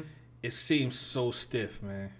Yeah, it's not like Batman fluidness. It's a bit. I want to say janky's might be too strong a word. It is like it's just stale. Yeah, like it's not. It's not satisfying. Like when they dropped the assassin part. It's just Creed Odyssey is what that game was. That's the way it's been since Black Flag. Or yeah. Possibly even 3. Like it just Assassin's Creed hasn't felt like an actual Assassin's game since 2 stopped. Like they stopped the emphasis. Yeah, Ezio. That's 2. Yeah, but what was the Twins? That one was pretty close to being an Assassin's game, but it wasn't. Your Mafia one or the Syndicate gang one. That's Syndicate. Yeah. So Syndicate was pretty close. Like that one felt really nice as like in terms of being like an Assassin's game. Black Flag was just a fancy sailing game. Yeah. 3 was a cool idea, but I don't feel like it was a real Assassin's game because you never really like got into places where you could do assassin type stuff, and then what was after that? Black Flag, Syndicate. Unity came out, but that one launched so bad that I think it went kind of under the wayside. I don't know that I even played Unity. Their face. Yeah. And then Origins wasn't even really an Assassin's game. Like it was literally just you running around with an axe for most of it, I think. When the Origins came out, that's when like it went full RPG. And now Odyssey is like the next step into that, and it tightened all the RPG elements in Origins. They worked on Origins, Syndicate, and Odyssey apparently in parallel. Oh. Apparently. But yeah, the combat in Odyssey is not like when I fight in Batman, dude. Even when I parry, I'm like, fucking got you, because he like breaks his fucking leg or some shit, and it just feels more natural and it's just more satisfying, the combat in that. But in Odyssey, the combat's not what I go there just to check marks, bro. I go and explore different areas, do quests. It's just a vibe. Odyssey is to me it's just like a really pretty game. Like I like some of the challenges that they had, but it still really wasn't like, it didn't feel like an Assassin's game. Like I thought it was really cool how they had the different trees, but they would just throw you into certain situations. Like the first time that I did the battle for the zone, where they're like, hey, we need help, and I'm like, okay, sure, who do I need to go and assassinate? They're like, just go here, and then I'm like, what am I supposed to do? All of my stuff's an assassin. I can't reset while I'm in battle. Yeah. And I literally can't do any damage. This is garbage. They took away the emphasis on stealth Granted, you can take out like open world camps and stuff, like in fortresses, in stealth if you wanted to, but in the story you're fighting for Sparta, or if you want, you can make Sparta lose stuff. Hold on. So I haven't played the Assassin's Creed games, but I'm familiar with them. So based on what you guys are telling me, the main pitch for Assassin's Creed has been taken out of the game. No, you can still do stealth things. It's just not the focus anymore. Yeah, it's more. But isn't that what made Assassin's Creed unique? Was because of the parkour and the stealth stuff. What made Assassin's Creed unique was the amazing storyline that they had, and then the gameplay. You know, like the original one was amazing because it was it was new, it was really cool. You got to see these amazing worlds, and it was a nice introduction. 2 just compounded onto it and was like, okay, new, like same main character as in like the person who's going back in time because of the machine, but a new face, part of the bloodline. And then they just like, you had 3 parts to 2. And the reason you had 3 parts to 2 is because the story was friggin' amazing, And then they went to, and then they like axed that at the end of 2, and 3 was just kind of like, it's like you played it in the middle of a civil war, I think it was. Yeah. Does it have anything to do with that same bloodline? Yes. I don't remember. In 4, in Black Flag, I'm pretty sure you're just some random person who goes, back and. Yeah, you work for like Abstergo, the company, and now like the tech used to go into the bloodline, into the past, is just modernized. So they're selling it as an experience. The overall it's weird thing that they use to link them is Assassins versus Templars. Yeah. And that's basically the thing that makes it still the same series. But to me, they're just using the Assassin's Creed name to make sure people buy the next one. Basically. But it's nothing like it was original. It's departed. It's an action RPG now. Now it's straight up RPG. Like there's numbers coming up, like taking damage, like it's full on RPG. They've delved right into RPG. And how do you guys feel about that? I love Odyssey. I enjoyed it. The only thing is that like I liked how viable it was in the older ones. So if you wanted to assassinate people, you could do that. If you want to just run in and do like the whole Batman-esque kind of combat, you could do that as well. In this one, I have to almost dedicate my entire life savings into the assassin's tree for it to be viable. Yeah. I do a mix. You're talking about an Odyssey, right? Yeah, I did. For me, I had to do a fucking Warrior. I had to put some in Warrior because I got to the point where no matter how much I had in my assassination, you can rarely one-shot people. Well, even like, there's just nothing in Assassin that's like worth it. Really part of the Assassin or worth it. Yeah, like it's like, what is it? There's one that you get a critical assassination, and that's if you go behind and hold the Y button, and it gives you like a huge percentage in how much damage it is. But it's not a real assassination. I mean, it's just taking off a chunk of. They use the same animation as if you were gonna regularly. But do you kill him? Depending on the person. I mean, if you're fighting like a. There's they're levels because enemies have levels. There's the. Go ahead, Kelsey. Because they were like you said, the enemies have levels, but they also have like those special guys. The bounty hunters or whatever. Yes. Or like I don't remember if they're bounty hunters or what, but something similar. And they have like, ridiculous levels, and some of them have just massive amounts of health. Things are chasing me all the time, Randall. That's what he's talking about. Yeah, the bounty hunters. Yeah, I mean, and you'll be lucky. Like I got pretty good at like dodging, getting away from them and hiding, and then like going up behind them and assassinating them. But even then, it wasn't always a guaranteed kill, even with the the crit damage things. It does heavy damage. And so eventually, I got to the point where I really want to go back and finish the game, but I just got kind of bored because it didn't feel like it was really progressing. It was just kind of like sail here, fight this guy, sail here, fight this guy, and that's kind of all. And like I understand that's kind of what the Assassin's games are, but I don't know what it was about 2. 2 is just and I just had everything about it was amazing. the characters' personalities, and like there was less characters and less of a bigger. The problem is they keep scaling the size of the world, but they're not filling it with meaningful like characters and Yeah. stuff. So like back in Like those days, Witcher.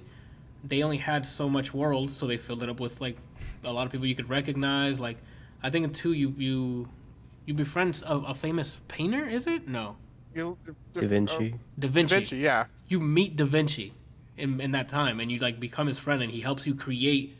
I think he creates the assassination thing, right? No, he doesn't create it. He just Or helps he- you basically evolve it. So I think he's the one that helps you do like the hook that allows you to fly higher, so you can Oh. like jump up the wall and like pull yourself up higher. Yeah. I get- And then he gave you like the flying machine so that you could like basically have like a hang glider, on your back, Mhm. and a couple of other things. Like he was your But- Q. Yeah, Is it Q? like I really Yeah, like it's cute. the main character in Odyssey. I think she's awesome, but there's just not enough like story around it that I care about. It's not Yeah. like Ezio where you were just like, I want to know more about him. I want to know more about like his family and how he, what he's doing and who, all that other stuff. In this one, it's just like, It's checkmark. It's Yeah. busy work. That's why I like it, because it's like I've been on the open world high, so I'm like, let's go. More stuff to just check mark on the list. Yo, that thing needs to get fucking destroyed by enemies. I'm going in there and I just kill it. Done with this island. I sail to the next one. Finish that. Sail to the next one. I like the main character. I picked a female. I like her. I didn't care about anybody else, and I didn't get far enough. Is probably why, but I wanted more mythical bullshit. You know what I mean? They added When I that. think apparently- you can fight a Minotaur. I I fought want one. everybody to be a Minotaur. Oh, okay, no. They added more mythical stuff as DLC. That's what I hear. Yeah, but the game was pretty. The thing with the guys when there's a hit on you was fun for me because when they came to me, I'd hide, and when they got close, I wouldn't assassinate. I'd walk out like "Gotcha, bitch," and like sock them in the mouth and start the fight on purpose. Oh shit. And then the part where you have to hunt the cult members, that was funny. That was not funny. That was entertaining to me. I really I like think- that aspect of it, like Yeah. uncovering the occult stuff.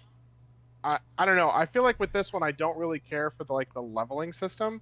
I thought it was much nicer just like progressing through the game and getting more tools versus I can't go do that yet because Numbers. I have to grind out a bunch of levels and hope to God that I can eventually get to it. The originals there were things that you just couldn't reach or do because you didn't have certain skills or certain mechanical attachments to your blade. And it was like the way they just presented it, I felt like was a lot better than, you need to go level up a few times. That's the difference between classic and modern design now. Classic like Metroids and Castlevania, where it's like you need abilities to progress, so you just have to explore. Here it's just your number's not high enough. Yeah. Borderlands. But that's just the genre. Like that's what RPGs are. Like Cyberpunk's gonna be the same way. It's good. There's levels. You're gonna. I'm sure there's gonna be beefy ass characters, and your gun's probably gonna be trash. You're gonna have to upgrade your gun. Like that's what RPGs are. Witcher's the same way. I mean, Remnant's the same way, but they sort of do it okay, Like I feel like at least when you're progressing, you're actually like gaining something more than just, I leveled, so I can go to that content now. Yeah, I guess so. Yeah, but Odyssey. What were we talking about before this? I have no idea. I don't honestly remember. How do we get to You fucking said something Odyssey? you said something about Valhalla, because Yeah. it's like Odyssey and you liked it, and I think Randall said Randall, that's it. really or something. Yeah. Because I think he was saying since Cyberpunk wasn't coming, I'm like, there's still games like Valhalla coming out and Halo that now looks like it's open world for single player or campaign, which is great. Like, I didn't play the story for 5, so don't worry about it. is this a reboot or is it a continuation? I don't know. 'Cause I honestly don't know. He looks like He's supposed to be like a advanced soldier, but they give him like primitive stuff. Hey, I can grapple hook, but it looks like someone like a caveman put it in his arm. Brian. I can grapple hook that fucking explosive at me and then throw it at you. What are you talking I mean, You're that's welcome. Halo. Oh. I'm not saying the mechanics bad. I'm Upgrades. saying it looks primitive. I mean, as long as it feels great to shoot at people, I'm good. Yeah, especially when you got people like Batman who's already been doing stuff like that. I feel like that grappling hook should be like more. It should just do more other than. It should be like Spencer. It'd be better with guns. The game has guns. Halo will always have guns. No, Anthony. Even in Just Cause, can't you like tether stuff to other things and then throw them at people? Just Cause is another level of hilarity. But I'm just talking about with that particular feature. You can tether anything to anything, and then in 3 or 4 they added boosters that you can put on anything. So like, Just Cause is on another level of we're using grapples. You can grapple a fucking car to a jet and fly the jet, and then let go of the thing and make the tank land on the person, and then throw it into videos. Yeah, and you can throw it into I think 4 has tornadoes or something, so you can just throw it in a tornado if you need to. I don't know. I don't know. Just Cause is just because they're doing it. You know what I'm saying? I'll be here all week. I played 2, I think it was. And it's just for the giggles, bro. I played that and like it doesn't take itself seriously. It's just wacky fun. What the hell were we talking about? So yeah, Valhalla random. And then Cyberpunk. And then Halo. And then Spider-Man, Miles Morales. The only games I'm looking forward to playing is Skullgirls. Cyberpunk and Spider-Man. And what? Spider-Man. Oh. He sounded so like offended by that. Yeah, he said what? And what? I couldn't hear him. So So what he about, like so just trails off. Yeah, he does that. So you're not playing Marvel's Avengers? I mean, if we're not going to play as a team, I don't know. I mean, y'all can all get it on Stadium. We'll play it as a team. Like, what's the problem? Actually, you know what got me tight, Anthony? What? Spidey's a PlayStation exclusive for that. Yeah, that doesn't surprise me anymore. That's the I'm game not saying it Sony's been surprised playing. me. It's just the audacity. Uh-huh. Sony's like, bro, Microsoft's making big moves. The platform's going to be everywhere now. xCloud is going to be on your phone. They have a Windows platform now. How are we competing? Should we do the same thing? No, we're just going to keep getting DLC exclusives. Consumers Fucking hate love DLC. that. They love it. DLC was the worst thing to happen to video games. I mean, But now before imagine exclusively. No, before it was called DLC, it already existed. They sold the same Street Fighter 2 with an extra character, and they threw the dice for balance changes, and people bought it over and over again. And he added one extra word to the title. Yeah. Whether it be Super Turbo or- Toyota Exotic Edition.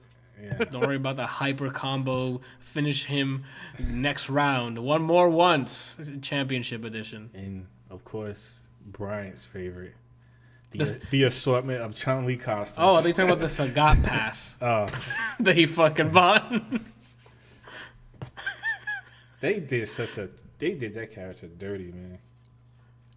They did that game dirty. I wonder why Those they are did facts. that, Randall. Name one time Capcom respects me. Monster Hunter. Resident Evil Remake 2.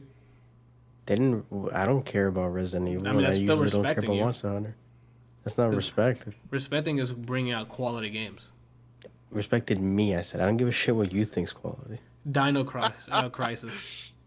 You never know what I thought about? What's up? If they do have a Marvel 4, I feel like what's his name? Mr. Tim. X. Mr. X? Okay. I feel like he's probably gonna be in it. I think they might replace Nemesis. Yeah. No, bullshit. They have new assets for Nemesis. They're going to show it off. They'll probably just And reuse they it and then gave him- stylize it. they gave him a flamethrower too, and Mr. So, yeah. X had like a boom boom. So all I'm saying is, if they make a Marvel 4, which I'll be dead by then, I'd probably put some time into Mr. X. Yeah, Johan in the chat says Darkstalkers aren't dead. Weren't they going to make one? Anthony, this was like in 2011 when they made a trailer that said Darkstalkers are not dead. Proceeded to port the old Darkstalkers, the port didn't sell enough. They said, "Well, I guess we're not gonna make a sequel because you guys didn't care enough about this series." About the game that people already bought, and why do they have to buy it again? Yeah. That makes sense. And Let's then gauge it off of that. yesterday, they got the Ignited it. trademark done. Like, what is it called? They filed for the trademark Yeah, again to trader for the renew it. IP. Yeah. And all these stupid people are like, you know what that means? And they're just going to lead themselves into more depression because you're not getting what you want. Yeah, just because they renew the copyright, it's just so nobody else makes Darkstalkers games. That's not because Yeah. they're making it. That's just they're securing the intellectual property. Yeah, but people just cling on to these things. Like, That's what happened with Mega Man. I'm sure they renew Mega Man's thing. Man, They're not people making are another one. trash, man. Capcom's trash. All right.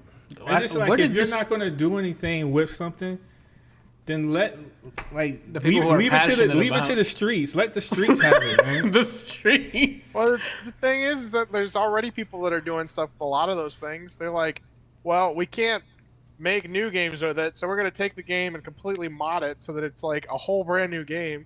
Like so in 2 weeks, not this Friday, but next Friday, Diablo 2 is having a ladder reset for somebody who has modded it to be basically a whole new balanced version of the original. Like it's called Path of Diablo, and then there's another one that's coming out soon, where they they basically take everything from Diablo and then mod it so that it has changes to rune words, unique items, set items, damage properties, all sorts of stuff. And it's like, people are still playing Diablo 2, and now people are doing this kind of stuff. It's just amazing. Nope. With, Make sure you go get that copyright so that this doesn't happen. And if they do it, we can sue them. With Marvel 3, people are trying to make a mod where they fix the whole netcode for it, so it's like actual rollback, like Skullgirls. And people are making mods, so they're making you know how Marvel 1 Randall had the Red Venom, where it's the same character, but to an extent they played differently. Mm-hmm. So people are doing that with the characters, and they made Stars Wesker, where he throws knives. Oh, snap. So instead of shooting a gun, he throws knives? That's cool. Shoot him. Stab him. Get over here! Yeah, dude. These companies are trash. So what else do you want to ask me, Randall, about Game of the Year? No, you already answered it a while ago. You mentioned your top 3, so... Anything else you have to say about Ghost of Tsushima? Nah. I think everything was covered. It's a great game. Well, then let's Best move I'm What really on. you've seen? disappointed in a lot of the AAA companies, EA, Bethesda. Oh, Bethesda Blizzard. not yet. Bethesda not yet. They gave us Doom Eternal. Not yet. Let's slow down. We'll see next year what he brings. I'm disappointed in parts of Bethesda. I Okay, mean, have you 'cause- seen On the Fallout team, I guess. Yeah. Yeah. There's specific teams that. Hey, So, in you guys' opinion, what are the top 3 companies? Probably Let me id think. Software. Who? id. Ooh, ID? what is that? he- top 3 companies in what? In terms of the release. The ones who list? haven't sold their soul. Oh, easy. You ready? I don't. No order. Just gonna throw them out there. He's gonna say CD Projekt Red. So CD Projekt Red, Yeah. Lab Zero Games, What do they make? Skullgirls. You've insulted him now. So be ready to fight. what the And hell? Capcom. Lab Zero Games, and then Supergiant. People who make Supergiant. Bastion, Transistor, Pyre, Now Hades. Hades. Yeah, your nose is green right now. It might be just my upload speed tanking. Because why would you get gigabit up when you have gigabit down? That's stupid, right? Wait, Just is cap it at this 40. for you, Kelsey? It fixed?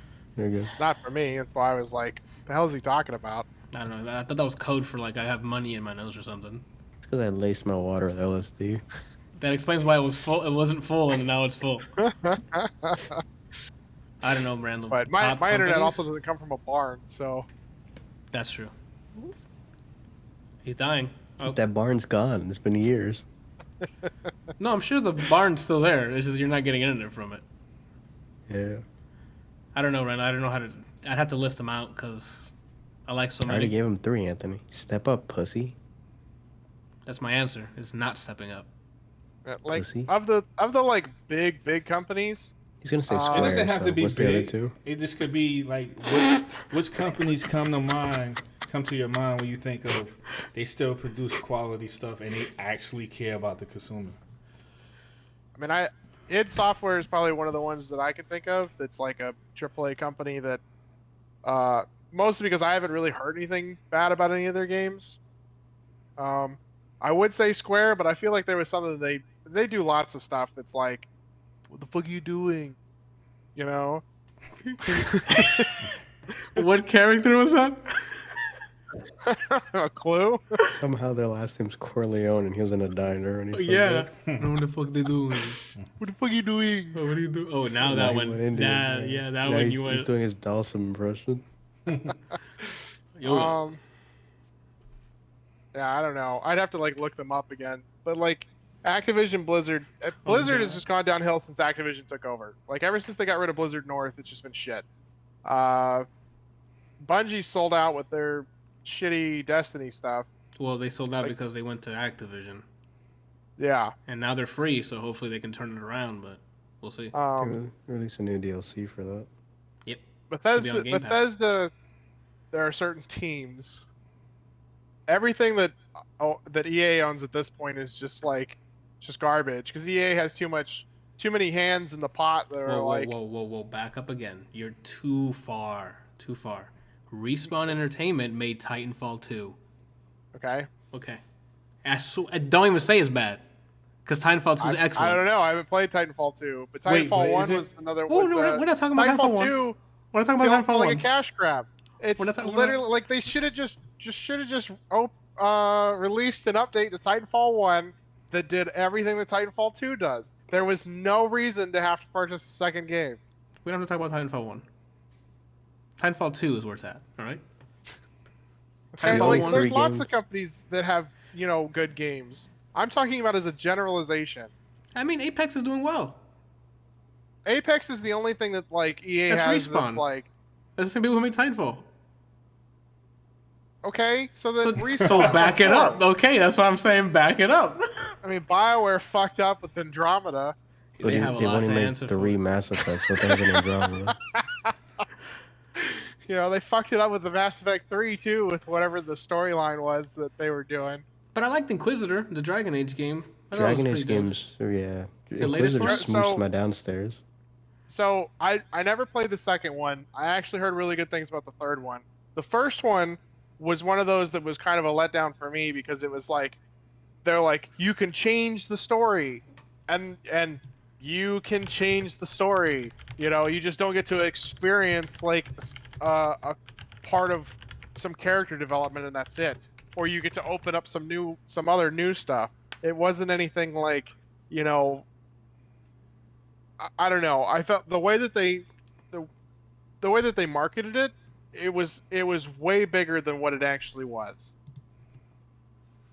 Well, yes. Because I also thought it was going to be like Like Like a until- build your own story type yeah, thing. like one of those, You know, go to like- page 6 and you'll never know what the hell happens in the rest of Yeah. Like it'd be one, I'm okay with them like all coming to the like same end conclusion and not having this like massive number of different bosses. That's fine. But their idea of changing the story is you either don't get to meet a character Mhm. or you don't get to do something along that character's line. Or they don't because join you your didn't- crew. Yeah, like it wasn't anything that was so substantial that you were like, oh my god, this changes everything. It was like I don't know. I don't even really know how to describe it. It was It's not- the game it's was not cool, like- but it was a disappointment. I'm not gonna put them on blast, but like Telltale games had like their narratives change in a much more meaningful way, instead of like, oh, you don't get to be in your crew. Like someone dies in the story or something, you don't ever fucking see them again. Some characters can survive and you can let them die because of the bad Or they choices. turn on you. Or they turn on you or something like that. Like it's more character based, so it's harder for them. I mean, it's easier for them to be like, oh, ours does change, drastically because it kind of does, depending on the characters that make it to the end of the season. If it's a game about people dying, like Walking Dead. Yeah. Sure. Yes, Brian, we know Witcher. All right. I played it. All right. I feel like all games should be like that, but that's just me. It's just Randall. You know the amount of development for that. To have just basically just two different stories in one game. Especially if it I don't know, takes you to man. different paths. They spent the thing that has been really pissing me off for the last several years with games is they're like, look how pretty it is. Okay, but what do? Look how pretty it is. Milestones. Like, it just, there's nothing there. It's all just tech demos. Everything is just a fucking tech demo. And then it's like, so I know you paid $60 for this game already, but if you give us another $60 in DLC, you might get $4 worth of content. That sounds like a bargain Yeah. to me. You know, it's just, So I don't know. guys, I'm really just tired of the bullshit. Go ahead and buy Ori and the Will of the Wisps. Go ahead and buy Doom Eternal. Go ahead and buy Journey to the Savage Planet. I'm panicking. Go buy Skullgirls. Tsushima. Go buy Ghost of Tsushima. Go buy Hades. Go buy Hades. Pre-order Cyberpunk. I don't know yet, Randall. Really? I don't pre-order. You don't pre-order here. All right, this is a non-pre-order place. I haven't pre-ordered Cyberpunk. Wow. Already Anthony, pre-ordered it. Anthony, you're a liar. You pre-ordered Fall Guys technically, so you're a liar. Anthony, And didn't you technically, pre-order Ghost of Tsushima? Anthony, technically, You are early a access is piece of pre-ordering. trash. Early access is technically pre-ordering, so you pre-ordered Hades. Oh, This your bitch dirty out here laundry lying is just. live on stream. That's my drowsy stance I thought that from was Mortal like Kombat. life model decoy. You already left the Yeah, he's just a robot. Just You see him like running out in the news. I mean, we wouldn't see anything.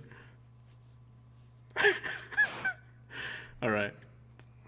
What are we talking about? Your mom. We were gonna swap to something else. I completely forgot what the fuck it was. Okay, so Galaxy we still Quest. have two. We No, still we have don't two have 2 things hours. left. We have Galaxy Quest and Demon Slayer. Yeah. Damn, And man, that was Brian the has, first person thing high. left. Brian has another thing too. He's Carrion. Oh, I didn't. Thought he went over that already. He went over Greece.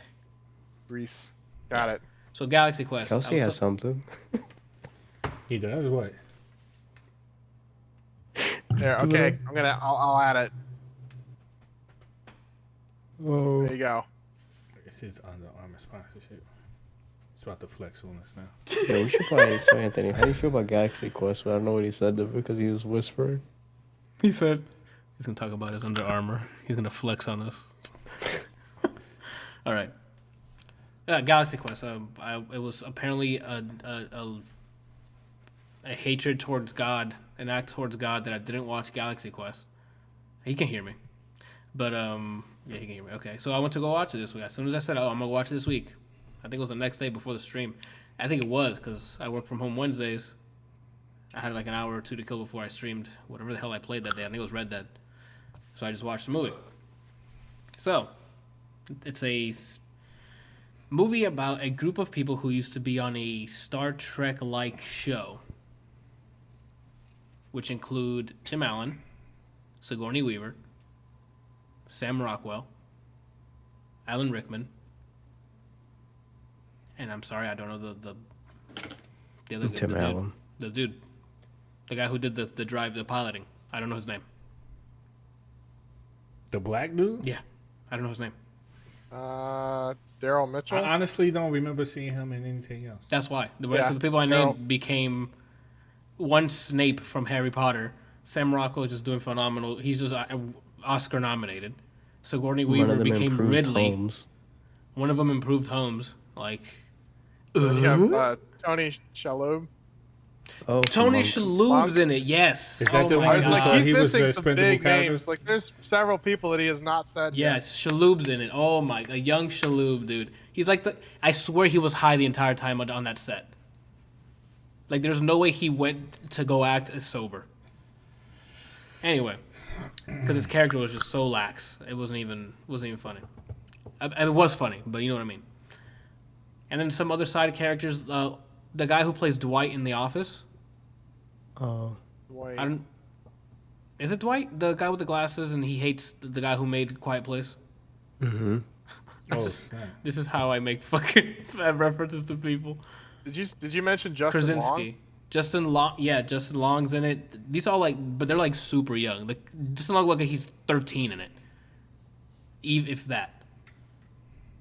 Some other names. Anyway, they're on a show. That from who knows when. Anyway, they're at a Comic-Con event. They're gonna sign fan stuff, and whatever the case may be. The leader of that group from the show gets abducted by aliens because they think the show was historical data of planet Earth. So they think he actually was the character he was. So they ask for help because they're in trouble in space. First time he goes up there, he took it like it's some kids in their garage or some shit, and didn't believe that this was actually happening. But then he gets sent back in some weird gelatin type spacecraft that sends him fucking flying back to the Earth. And then, I mean, the plot is kind of like you can see what's happening, but the best part to this is the comedy. The comedy, it's kind of clean comedy that kind of holds up now. Like there's some comedy back in the day where it's like, ooh, that's kind of racy. It probably wouldn't fly now. This is kind of like clean cut, family, funny. Like oh my god, bro! I'm about to spoil one of like the funny parts that I think Brian will fucking enjoy. They come to Earth and then they're transporting Tim Allen's character in the car, and they're all speaking to them. They're aliens, but they look human because they've morphed into humans so they can fit within society. One of them's a female just staring at Tim Allen, but she can't speak because her translation thing is busted. But he's like, great. Yeah, he looks. He looks at her. I don't know where this is going. I love this one.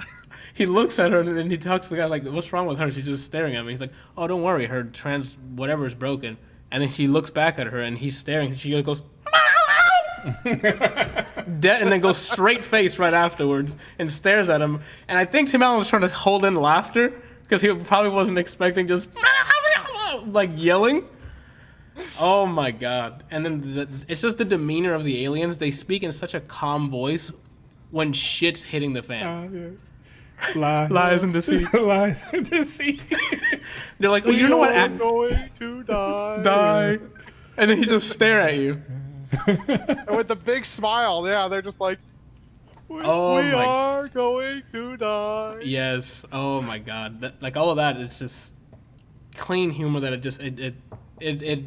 it's just funny and just like oh my god, is this actually happening? And then what was it? At Sam Rockwell just reacted because he believes he's the character that's gonna die in this story.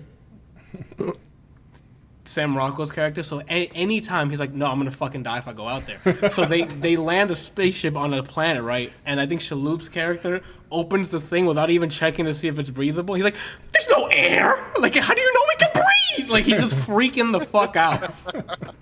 He plays that character so well because it's such a huge transition from Monk. Yeah. You know? Oh my god. Where like Monk's like calm and collected about everything, and then this he's like, fuck, dude, we're gonna die. No, that's Sam Rockwell's character, and this one he's more Monk, and he's high the entire time. He's like, yeah, it's just me and my boys. There's like a dent in one of the engine things. Oh yes, you're right. I had them backwards. You flipped them, yeah. Yes. He's So just Sam very Rockwell chill says throughout the whole thing. Nothing phases him. He gets there. Oh my god, when they first get there. So the crew gets there at different intervals. Like 3 of them get there, and they're introduced by the aliens without their human form. Because for this point, they didn't think it was real. So they get zapped into the fucking area. The ship, Oh. yeah. And they're like fucking freezing in fear because they just flew through space. And then these weird fucking tentacle things come up and start like rubbing their shit all over them. And some people bring out like knives and stuff to inspect them. And they're just like fucking freaking the fuck out, right? And then they're like, oh, I'm sorry, you guys are the humans here with Captain whatever. So they form back to humans. And that's when Shaloup's character comes in. and they're like fucking paralyzed. Like they just witnessed like hell on Earth. And then Tim Allen's character comes in like, "Oh, hey guys, thanks for coming up." And then and Shaloub's character's like, "Yeah, I got here, man. It's all pretty cool. What's wrong with those guys?" And he's like, "I have no idea. Like, come on." And they just went through like the scariest possible fucking thing they can imagine. Yeah, so the engine over there, I had some of my boys just fix. It was just a crank. Oh, okay. Thanks. Hi, guys. Come in. Group hug. And they just... It's such an amazing movie. Like, it's so tastefully done. You know, everybody needs to go watch this movie because it's hilarious. It definitely aged pretty well. Like, in terms of... Like, I don't think there's a lot of cringe parts. And if it tries to be cringe, it's just on purpose, so it gets a laugh out of you. I don't remember there being like any cringe parts. Yeah, I did like when I think it was Shaloub's character and the female. I don't want to spoil anything. Yeah, I know what you're talking about. Anything. But I recommend it. Like it was definitely a good old time watching it. Randall just sat down and watched it. He came out, he's like, "Oh, snap, watching Galaxy Quest." Made his food. He's about to go up. He was at the stairs, and he just sat down and started watching the rest of it. Have you seen it before, Randall? Yeah, he said he saw I've seen it. it before. Thousands of the times. I love that movie. It's so great. I used to run around saying, "Never give up, never surrender." Yes, that's the saying of the captain in the show. But now the aliens take it to heart, so they say it over and over. And then, one of my favorite lines is they're trying to explain to the aliens that they're not real, that they're actors. Explain it to him as if he was a child. And then one of them,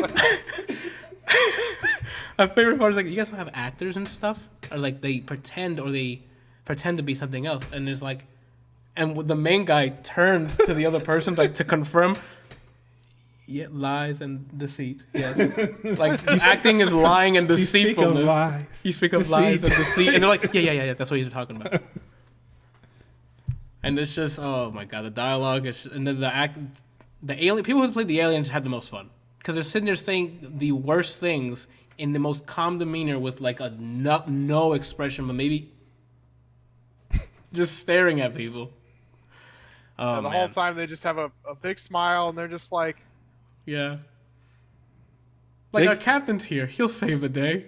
They could be telling you, like, the ship is about to explode in, like, 10 seconds. And then look at you like... There's one scene where they hold that shot. It's just him smiling at the guy. I forgot what he told him. And it's just... I don't know. It's just the aesthetic of it. The aliens are hilarious. Yeah, I recommend it, dude. I haven't seen it. It was a 1999 movie, I think it was. It's old. Yeah, it's up there. But yeah, dude. I don't know why I have gone this far without seeing it. It's really funny. It's funny. What her name? Sigourney Weaver. The actual person who did a real movie in space dealing with aliens. They had her character's responsibility is to repeat everything the computer says. Yeah, on the ship. And everybody fucking hated it. And she's like, "That's the one fucking thing I do." It's just a play on like the original Star Trek stuff. Yeah. But it's so tastefully done. Which is why Sam Rockwell thinks he's a red shirt. Or a yellow shirt? Which one is the one that is the red shirts that die, right? I think it's the red shirts that always die. So he thinks that he's that character playing this because he's in space and he's like, "I'm going to fucking die." And he starts freaking out. Look, everyone did a great job in their roles. Red shirts, yeah. Oh, man. Yeah, so yeah, Galaxy Quest, I recommend it. I'm way behind in that, obviously. Came out in 99. He's just strung out on meth or something the entire time. Like, literally everything is out to get him. He's not going to survive anything. It's just... Oh, it was all because no one knew his last name. Oh my god, yeah. They were on the drive and they're like, "You're not gonna die, guy." I think his name was Guy. Yeah. And there's like, "Yeah, but what's my last name?" And everyone's like, "It's fun." And he's like, "He's dead." And he just starts freaking out more. Oh Lord, yeah. Definitely great performances by people like that. So many huge names that you read out loud now and you're like, "Oh shit, they're all in that?" It's great. I think it was like, wasn't it really at the height of anybody's career? It was kind of just in the middle of a lot of people's careers, Yeah. you know, and it just beautiful, just absolutely beautiful. Love that movie. You're probably gonna end up Galaxy watching Quest. You've not seen Galaxy Quest? Why Looks- did you Oh my marry me? goodness. it now. So it sounds like you guys are watching that this week. Well, I had to show her Fifth Element and something else. Did she like Fifth Element? We saw Fifth Element. Oh my god. That's Galaxy not a positive Quest? answer. You guys can watch it. You just It's got Snape in it, so you should remember it. It might have been. We're gonna watch Galaxy Quest this weekend. there you go. She's in for it. It's just a fun time. Moody pass. Like plot's not like, oh my god, that took that turn. It's just enjoy the parody. I love how they really downplay the seriousness of everything, and then even when it's like actually gets serious, and they're like, "Oh fuck, this is real," it's still just a huge joke. The ending Yeah. when the the fucking ship collides with the fucking Comic-Con thing. Oh, this is all part of the event. Get the fuck out of here! Ship comes crashing through the fucking All those building. dead bodies on the ground. That's all part of it. That's part of it, dude. Get out, dude. All right. What was I gonna say? Brian, Carry On, My Wayward Son. Tell me I about wouldn't say Carry this game On. really deserves that song transition, but But it was so good. boom, right? Game But it Pass, was good. Chatting games I can try for free, right? It's not free. You're paying for the service. I'm paying for the service, not the game. Okay. So this game I played for free. Why did he look at you like that? He's practicing for Galaxy Quest 2. He's gonna be the mean alien. Yeah, the game was interesting. Came out. It's on Game Pass. So I could try it without having to buy the game. Played it for like 2 hours. Immediately got bored and installed the game. Okay. You start off. You're an alien thing that escapes its little Containment test chamber? tube, like your pod, and then you eat people. You get bigger, What and the then heck? it's kind of like a Metroidvania kind. Yeah, you play like the villain on this, Randall. You played the You're alien trying to blob, escape, killing yeah. everything because you're trying to get the hell out of there. You don't know if he's the villain. Maybe he got captured beyond his will and now they're experimenting on him, Randall. Maybe you're the good guy. Fuck. You don't know. Did you beat the game, bro? He said he just No. said he played like 20 minutes and turned it off. I played it. Yeah, I played for like an hour and a half or 2 hours, and then just uninstalled it. So It's Randall's kind of not like a gonna play this. Metroidvania, right? You start at, like evolving, and then you get abilities. But the gameplay's just boring. The moment to moment. The whole thing you do basically is you aim your arm, you grab somebody, you eat them, you move on, and then some enemies have some armor. I guess you can eat them, but you grab them, you beat the fuck out of them on a wall or something, and then they stop shooting at you and they're dead. Or these some enemies that have this shield that if you touch it, it does damage to you, so you have to like flank them, and then you either eat them or kill them, and then you move on to the next room. And it was just, It didn't feel good. the idea was cool, but that's definitely not a game anyone should buy for full price. You men tried Fall Guys. Let's get it. I still gotta try it. It's today, man. Yeah, It's just- Carrion. It's wipe out If you with have Game Pass, 60 people. It's fantastic. if you have Game Pass, might as well try it. But I wouldn't recommend it to anyone. All right, so what exactly made you stop playing it? What exactly made you bored? Because you said you got bored and uninstalled it. So why did it become? Was it because it was just repetitive? Like you just kept doing the same thing over and over? Yeah, it was like there was no incentive. I don't know. It didn't. It Nothing hook. made it clicked. feel like I was getting anything worthwhile. So like, you know how? The Messenger, when you start playing, you Yeah, just want to that's finish exactly. it. That's funny. That's exactly what I was gonna say. You know, how in the Messenger when Anthony wasn't dying, so like once every hour, when he'd get new abilities, and then okay. I'm like, what? oh, I think meant like in real I life, can- I'm dying. I'm yeah. like, what? when you get new abilities, now you can go to rooms you've never been to, or now you have an added layer of depth to kill things. It's like this one, it was the whole to eat 'em or throw 'em, whatever. And then you get some things for navigation. You can charge up and break walls, which if you use on an enemy, like slaps the shit out of them. But then I'm like, I don't care. It's sometimes like that. Sometimes if the moment doesn't hook you, you know, I mean, you're at that point, you're just, it's a chore. So See, if you can just get through season 1, it gets Yeah. way better from there. I'm not about that. I'm just not about that. Like if I'm not enjoying the moment, then I gotta get out. Because at that point, I'm just forcing myself, and I'm gonna hate it more. So do you guys have like a time limit or like if this game doesn't hook me within this amount of time, then I'm not playing? No, it's just depending on what they present to me. Like, what is the moment to moment? Because you know how like sometimes you play a game and it's not exactly grabbing you, but you keep playing it in hopes that it gets better. I play until I get the gist. I get the loop. I get back to moment to moment. What is that loop? If that loop is not satisfying to do, then I'm done. The second I'm like, I've already checked out where I'm already thinking of. When I'm already thinking of what I want to do right now. If I'm thinking of what I want to do right now while playing a game, then I usually just uninstall it. Like it's for me, it's that game. Now if I get really far in the game and then I feel that, then comes the question of, do I commit to this for the closure, or do I just cut it off here and do something I actually want to be like putting my time into? Unless the game just deletes itself. Oof. Unless my save no longer exists. What Then about what you, I do Kelsey? is I go on YouTube and I look up the ending, and then I beat the game. I had to do that for Final Fantasy 13. Yeah. I think it was 13 because I got to the last boss without grinding. And boy, did I learn that I needed to grind before I get to him. What about you, Kelsey? You don't really need to grind. It's helpful, but Bro, he slaughtered like- me. it's a huge pain in the ass if you don't have some upgrades to the weapons and things. The Okay, first so time I beat him, I didn't have any of my like end game weapons. I just had the basic like the tier 2 weapons, Listen, maxed out. I don't think you understand the slaughter then. It was if I don't beat him in like 2 turns, I'm dead. No, I never had that much of a problem. So like for you, saying it's not that bad. For me, it was literally just walking into an assembly line as a chicken so they can kill me and send me to Publix. Like that's what it was.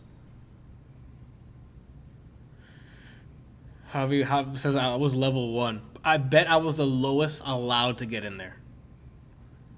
Anyway, so that's all you gotta say, Brian. Yeah. For Carry On My Wayward Son. Man doesn't deserve the song. I'm already doing it, Brian. Like, what you gonna do? Hop through the internet? Oh shit, the wrench. Fuck me. I'm sorry, sir. All right. What we got left? Oh, we have Demon Slayer left. All right, boys. It's time for the talk. Anime talk. So, Javi's been telling me he wanted to watch Demon Slayer again, but with us watching as well. So I tried doing a private stream on YouTube. That lasted 5 minutes before YouTube's like, we're blocking the stream because you're just streaming copyrighted material. And I'm like, I get that. So I'm like, what the hell do we do? Because the last time I tried doing it on Discord, it just was not capturing the video. It was just being really buggy.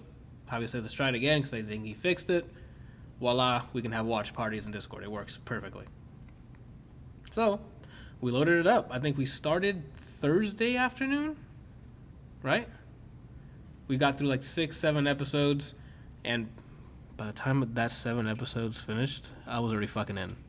I saw like 2 episodes, and I'm like, I'm fucking in. I'm not fucking in. I was just in. You know what I'm saying, Randall? You looked up when I said that, like you were aroused, so I gotta clarify. I wasn't aroused. I was. He didn't say no. Please. He didn't say no at all, so. Eman says that anime is greatness. Oof. Oh, and Eman, now that you're here, I guess we'll talk about. I started watching Perry Mason with Janiana. When that show finishes, I'm gonna review it.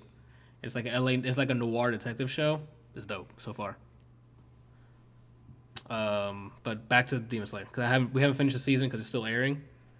But once that season finishes, we'll talk about that anyway. But Demon Slayer. So then once we finish the 6 episodes, I'm like, all right. So Janiana works X amount of hours on Saturday. So we're like, can we watch some then? Boy, did we just... I sat right here for like 4 hours, 5 hours, and we just binged the rest of Demon Slayer. And I still want to watch more. How many episodes are there? 26 episodes. Is it only one season right now? So far, yeah. Javi tells me there's going to be a movie to follow up the show that's canon. Because it leaves off at a specific spot, and then the movie's going to take place about that part. So... Hopefully it gets more than just the movie. Because, like, I mean, I'm same thing with Game No Life. It's like, please, I want more. Okay, Johan asked me to pronounce a specific character's name because I could not for the life of me remember how they pronounced it. So give me a minute. Inosuke. Inosuke? He looked it up. Randall, did I look anything up? Look at my hands. I'm dancing for him. Say yes. Is it Inosuke? Yeah. It's Inosuke? It's right? Let's fucking go. No, think we're it's going to say we close got enough. it. We're going to say we got it, all right? I already celebrated. We got it. I got it. Inosuke, all right?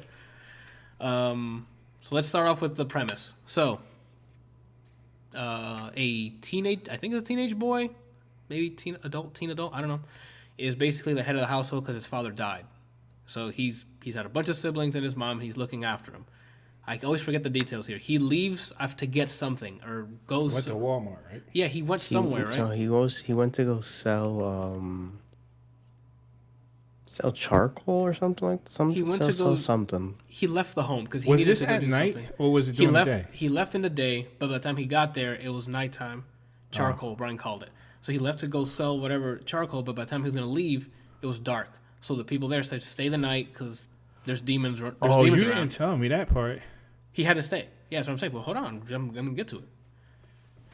So he left because he's the head of he's a man of the house. He needs to go and provide, right? So he goes, sells it, but then I think these two guys say, stay here. There's demons out, obviously, because it's a world that some people know that demons exist. And do they only come out at night? Yes, because sunlight, you get evaporated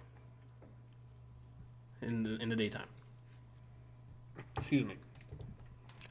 He spends the night, goes back home, only to find his family slaughtered by what seems to be a demon. Within the massacre, is it his youngest sister? I don't know No. about youngest. I know younger. A younger sister seems like she turned into a demon. It's not said that she slaughtered the family. Is that I guess after the aftermath, she somehow became one. So she starts getting very demon-like and tries to kill the brother. An official demon slayer comes and saves the day, almost killing the sister. But he's like, no, she hasn't eaten any humans. Blah blah. Blah. He basically convinces him. He Paragon points his way into keeping her alive. He convinces The demon slayer, my main. What's his name if he's your man? Joker? Giyu, Giyyuu. In your face, Brian. Try me again. Didn't Look hear at the his face. bars or what I said? Oh, my bad. I didn't. Younger, So but older what's than the his rest. name if Okay. he's your man? That's not even true. I like so many characters in this. We'll get to that. So yeah, he gets sent to that demon slayer's sensei to teach him how to defend himself because he's gonna be. He was kind of pretty good on his own. He threw a fucking axe in the air and then he did some crazy shit to fight the actual demon slayer. And I'm like, oh, to the point where they framed it in such a way that tricked the audience as well. Wait, so the dude knows how to fight already? He can scrub when this starts. Okay, let me start with one of the pros in this fucking show is it's not fucking Naruto / Dragon Ball Z where they start off fucking bullshit weak and you have to wait 30 fucking episodes for them to be out. Awesome. They just get right into it. This man literally the next episode can cut you down with a sword. Like they skip all the bullshit. Yo, he learned from this fucking sensei. We got it. Let's keep the story moving. And he's actually a really intelligent fighter. Like, he can hold his own really early into the show, so I'm like, thank God. Is he at this point better than the guy who sent them to his sensei? No. The guy made an entire new form of the thing he was taught that I think only he knows. For, like, a swordsman, like, he's also the water stance, right? Like, is it? Hashira, water. The Hashira? water breathing style stance. There's 10 forms. Yeah. And he just made an 11th one for him. Like he learned What? a new form Like he taught it himself. I don't know what the backstory is there because they didn't go to too much depth. He just used it during the show, and he's just fucking. He's lit. All right. Yeah, but his jacket's stupid. Brian, fuck off. What about my favorite character? When does he come in? The Tim? kid that only knows. He's talking about lightning breathing. I told him about that he only knows one move because his grandpa taught him only one. He comes in later on. You see him early because he's in the competition. So okay, let me going back. I'm just telling this fucking story, but he's just so fucking good. Are you gonna spoil stuff? Because I want to watch this. Okay, no, I'm just gonna. This is like all in the first 1 or 2 episodes. So like the premise is his family gets massacred. He gets sent to the sensei. The sensei teaches him what he knows, and then he needs to go to the final selection to become an official demon slayer. Now the premise of that is they send you in a dome full of demons, and you need to survive for 7 days. If you survive 7 days, you obviously escape with your life. You become a demon slayer. Approximately how big is this dome? They don't run in. I don't think they ran into a lot of other competitors. So it's that big? Yeah, either a lot of them got slaughtered right away, or they just don't run into each other. But I mean, for plot reasons, I'm assuming they just don't because plot reasons, and that's about it. So yeah, whether or not he becomes a demon slayer obviously is spoilers. So anyway, characters. I mean, as long as you don't spoil, like Randall spoiled, whatever that show was, telling me there's trains and cars and shit in it. Like, Oh yeah, we can't have that, Randall. Like, I need you to chill out. Wait, the movie comes out in 2021. Javi said it was gonna be like in October. They postponed it. That fucking sucks. I was getting hyped. It was gonna come out this year. That's an anime. Why would that be pushed back? They're working from home. I guess it's a movie. Like, Yeah, but it's the equivalent to working in the office. okay, Randall. I'm not the production company. They probably wanted to put in Japanese theaters because it probably makes a lot of money. Demon Slayer's a hot commodity. Like, people just. I've been told Demon Slayer's fantastic by like the internet. but is it hotter than a Goblin Slayer? I haven't seen Goblin Slayer. I have no idea. I mean, it definitely Dude, doesn't start what are you the same. doing with your life? It definitely Missing doesn't start out. the same. If that's what you're implying. I don't know what's happening. I like how you looked at me for confirmation. I thought you were like I I don't know what's going on either. Brian asked you a question. Oh, I'm sorry. What was the question? So the characters in the show. Fuck me, dude.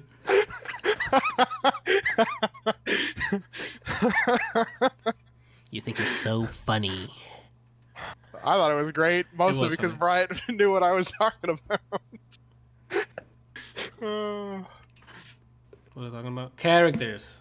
I like there's a diverse fucking like in terms of personality wise is that they have a lot of the same archetypes we've seen before. The angry fucking guy, like super angry dude that we've seen everywhere. Like what is it, Byakugo? No, Byakuga from My Hero Academia, the explosive hands guy. Bakugo, Byakugo. Bakugo. I don't know what his name. I really recommend you never watch Eureka 7. I've already seen Eureka 7. I also did not like that one. Same archetypes. Unfortunately, the main character is not like the always crying for his life kind of thing. But there is one character, which is the lightning breathing guy, who's like the Gramps only taught him one move because he's always scared. But there's like a caveat to him, and I'm not going to spoil what that is until you see it. There's a caviar to him? What? Like a caveat. If they had a caviar in him, what does that mean? We're doing it live. Fuck it. We're moving on. The guy that I like, that's the first Demon Slayer he meets. I like him a lot too. He's also water breathing stances, different stances: lightning, water, insect, stone, fucking serpent. I think was one of them. Wind. They all, like. So do they all fight with swords? Yes. It's all swordsman stuff, which is like Randall right off of Ghost of Tsushima. Papa was ready, bro. I'm out here just What walking about that around one with a character? stiffy, dude. You're right. There is that one character that's not. I'm not gonna tell you anything else besides that. You're absolutely right. There is that one character. So There's always that one character. the characters, yeah, they're all like distinctly visually different. Speaking of visuals, there's something about the style of the drawing in this. They it looks phenomenal in motion. There's special moves that certain characters do that go in that they incorporate like 3D graphics into it. Sometimes they model the character in 3D, so then the action sequences look more fluid, and they don't have to worry about like weird in between frames that like are stretched out and stylized. You know, like those old like Samurai Champloo has like those weird stylized things when they're moving really fast and they're like elongated and stuff. There's some sequences where that's not the case, so it just looks really cool to see it in motion because it's like just models fighting each other, but flattened like in Guilty Gear or Dragon Ball, where it just looks great in motion. The fightings, there's the choreography in some of the fight scenes, like there's hand-to-hand fight scenes in some of them, and that's just fucking awesome to watch because it's not like Dragon Ball Z, and then cut to the other guy going, and then cutting back, and then it's just like fucking little blings in midair, and it's like no, like there's actual combat happening, and it's just awesome to watch. I can't say anything about the voice acting because I mean it checks out for me. Like I'm not good at deciphering like Japanese voice actors. They sound like what they look like, I guess. No, and Anthony. they emote you can the tell correct quality, Anthony. Okay, JoJo voice actor. Giorno Giovanna.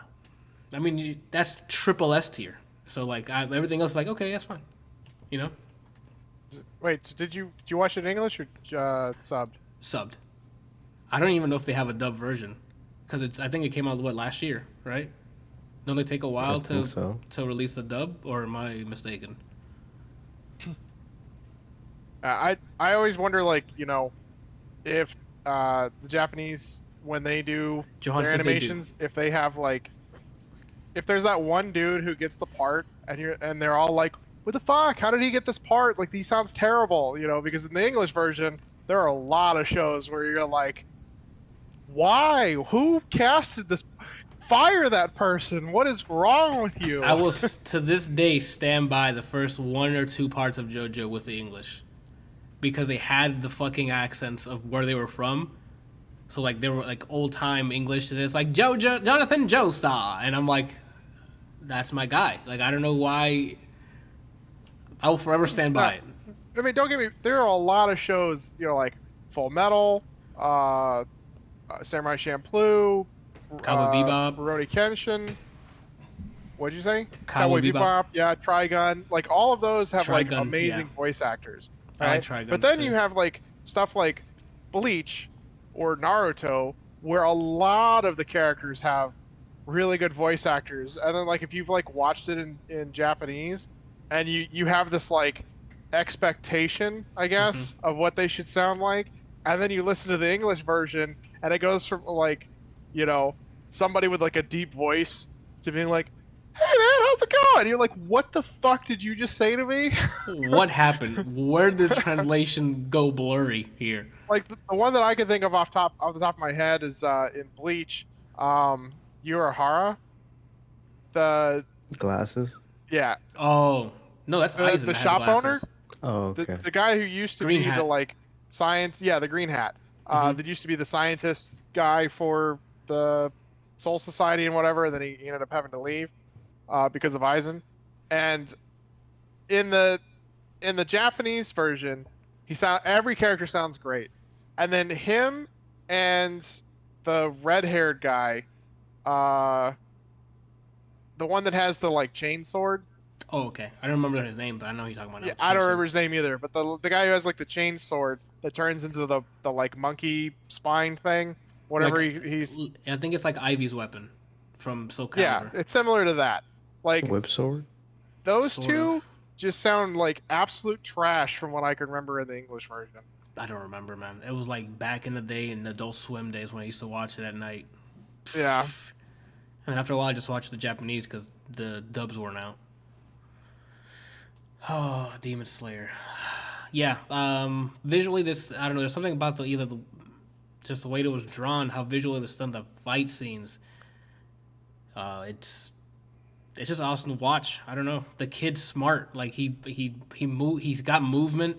He's got like attack. He can attack really well. He's got defense down. Like he's got a lay of the land. Like when it comes to a battle, that I'm like, okay, good thing he's got this so quickly early in the show, so we can see him go up against different types of enemies in certain ways. Like they have really cool sequences where he fights different demons that do crazy things, like when he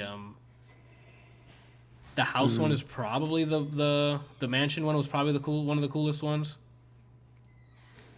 I don't even I don't even want to spoil the rest of it, but like Demon Slayer is definitely up there for anime, dude. But do you have anything else to add? Because you were there too. I don't know if there's anything I missed. A lot of interesting characters. It doesn't feel like they're doing anything new, but what they're doing is done well. With like the anime, where like you said, familiar archetypes. I see parallels. So like the main character in this, I see bits of Midoriya from My Hero Academia. I really like how they do the effect they do for the breathing forms. So for like the water breathing one, where it looks like Okami, like I'm playing Okami and it came out of a sword. Mm-hmm. Yeah, they have some great effects. Now there's swords in the. God damn, spoiling everything. You know, I'm you just asked checking, us not like 2 minutes ago, are they all swordsmen? I didn't ask that. That was me. No, Randall, go with it for fuck's Oh, my sake, bad. I'm sorry. bro. Yeah, that's what you said. Kelsey, own it. Fuck me, dude.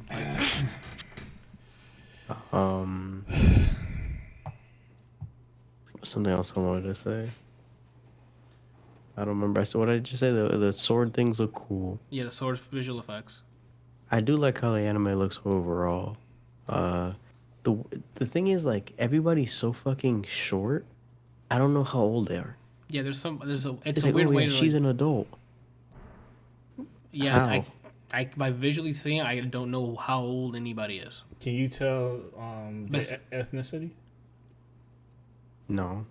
In most Anime. most animes Yeah. are drawn without a real ethnicity, unless it's like pertinent to the story For the most or part, set in a time period. There's not.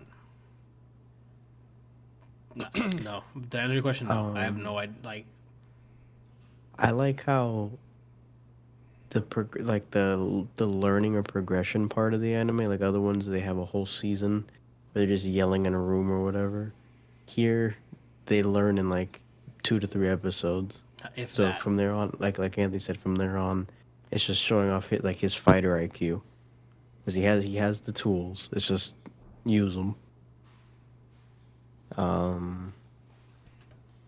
How many episodes again? 26. 26. I think that's So about it. Everything within- else I can within probably those- agree with Anthony. Within those episodes of you seeing these guys fight, like, did you see a vast difference in like abilities, like moves that they can do, or did you see like the same moves over and over? Well, I mean, they use it to depending on the situation. Mm-hmm. Like he has like the water breathing has 10 forms, and he uses whatever can get that sword cutting through whoever his enemy is. Like there's one. What was the one, Brian, that you thought he was doing a fucking flash kick but in sword form? He kind of. Oh, no, that wasn't it. Oh, it was. Oh, Johan's favorite character. He hits him with a kick from behind, like when you're doing the hand to hand, and he just hits him like he does some weird stuff that it's like. Sometimes they fight and there's fight scenes where there's no sword. The You remember? hits, they do a good job of making it feel like it lands. Not gonna say the character. Randall, you play Guilty Gear, right? You know who Slayer is, the vampire. Yeah. You know how he basically boxes and he has like just a straight punch he puts his whole body into. Mm-hmm. That's in this to the point I'm like, oh shit. There's one hit particular that as soon as you said that, it reminded me. It was me, Brian, and Johan, or I don't know if Johan joined us at the time because he joined in later, and Javi was in there. And the hit, I'm like, oh my! I thought I was getting hit. That's how hard the hit was. But it was in a nice fluid like animation. It wasn't I'm coming at you and then cut to it's already impacted. You saw all of it, and the fucking guy goes and crosses his arms and gets hit in a way. I'm like, oh my god! Oh, so it was no camera cut. You saw the whole from Like the wind he up got to the hit. fucking bodied in that hit, and I'm like, oh my lord! Like I don't know. There's just moments, a lot of moments like that. It's like, oh shit! That's interesting because they rarely do that in anime. They took the time in the fight scenes here, which is like put the passion into like, oh, we're gonna show some swordsmanship. There's some quick moves that the main character does where I'm like, oh, that was clean, dude. Like he does some crazy like evasion and then comes in with the sword, and I'm like, bro, okay. Yeah, the fights are done well. The fights, because again, like I said, they learn everything pretty quickly, and then from there it's just applying it. Yeah. So when they're fighting new enemies, I get a JoJo vibe from it because it's some shit you never seen before. Figure it out. And it's like, oh, let's play neutral ability, see what the hell they can do. They attack first, someone else attacks first to see what their ability is. And he's trying to dissect what the ability does as he's fighting it without trying to die because they're demons and they're trying to eat him. Like I don't know, it's dope. If you can get over that demon stuff, Randall watches, I think you fucking love it. It really is. There's so many cool characters that it really is tough to narrow down to one. There's like five that I really like. Same, dude. There's a lot of cool characters in this. And then there's characters that they introduce near the end, and I'm like, I gotta see every single one of these guys. I want to see what they can do. Near the end, I'm pretty sure my favorite character's in there. I just need to see what they do. Yeah, like, oof. Like I'm excited. That was the biggest bummer just now. What he just said is in 2021. When Javi told me it was this year, I'm like, let's go. I just finished the series. In a couple months, I'm gonna watch the movie. It's in 2021. Well, fuck me then. I guess everything's taken away from me. Ooh, when and where? It doesn't matter. Right? There's nothing here to fuck anymore. It's been taken away from me. Oh. But yeah, I enjoyed it. I'm glad I didn't watch it during the whole everybody selling their son to promote this fucking anime, but I enjoyed it. Yeah, because I think you should give it a couple episodes, and I want to watch it. I have a huge backlog that I really want to like watch. I need to catch up on My Hero Academia. I want to watch Dr. Stone. I want to watch this, and then there was like 2 or 3 others that I'm like, I either need to start watching or finish. Gotcha. Yo, this season for My Hero Academia gets to like a really high point, and then like just like Red Dead Redemption 2, like kind of tails off near the end. But it's a heavy season, so. Speaking of finishing, did you finish Brooklyn Nine-Nine? Yeah, I'm caught up. I don't know, Brian, did you? 6. Okay, you're almost done. You only have one more. Did you finish last week? Who? You. No, I finished a couple weeks ago. Oh. I think I already spotted. For some reason I thought you were like still watching it. I'm watching it. Brian started watching it after I gushed about it for 3 weeks straight. It's I think so it was. Good. I love it, man. I don't know when the next season starts, but I'm caught up now, so I'm just waiting. I don't know. Let's see. I think they might have been in the middle of production while this thing happened, so I'm assuming it got postponed. I don't know what else to talk about. Demon Slayer, man. I just recommend it. I loved it.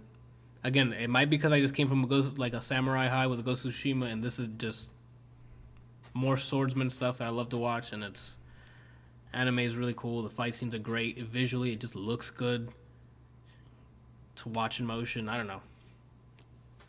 Characters are really cool with all their own special like backstories in some way. Like the guy who you like, the Grams taught him one fucking move because he's just chicken shit for the most part until something happens. I don't know. I highly recommend it. Demon Slayer is just fucking awesome. I don't know, Brian. You say you agreed, or did you have any like something? I didn't hear if you agreed or you have any. Yeah, I agree. It's entertaining. So I guess we just wait till the movie then. And that's that. I think that's everything for this week. Adding last minute stuff as always. Oh, you added Ragnarok Online? Oh, that was just adding at the last minute.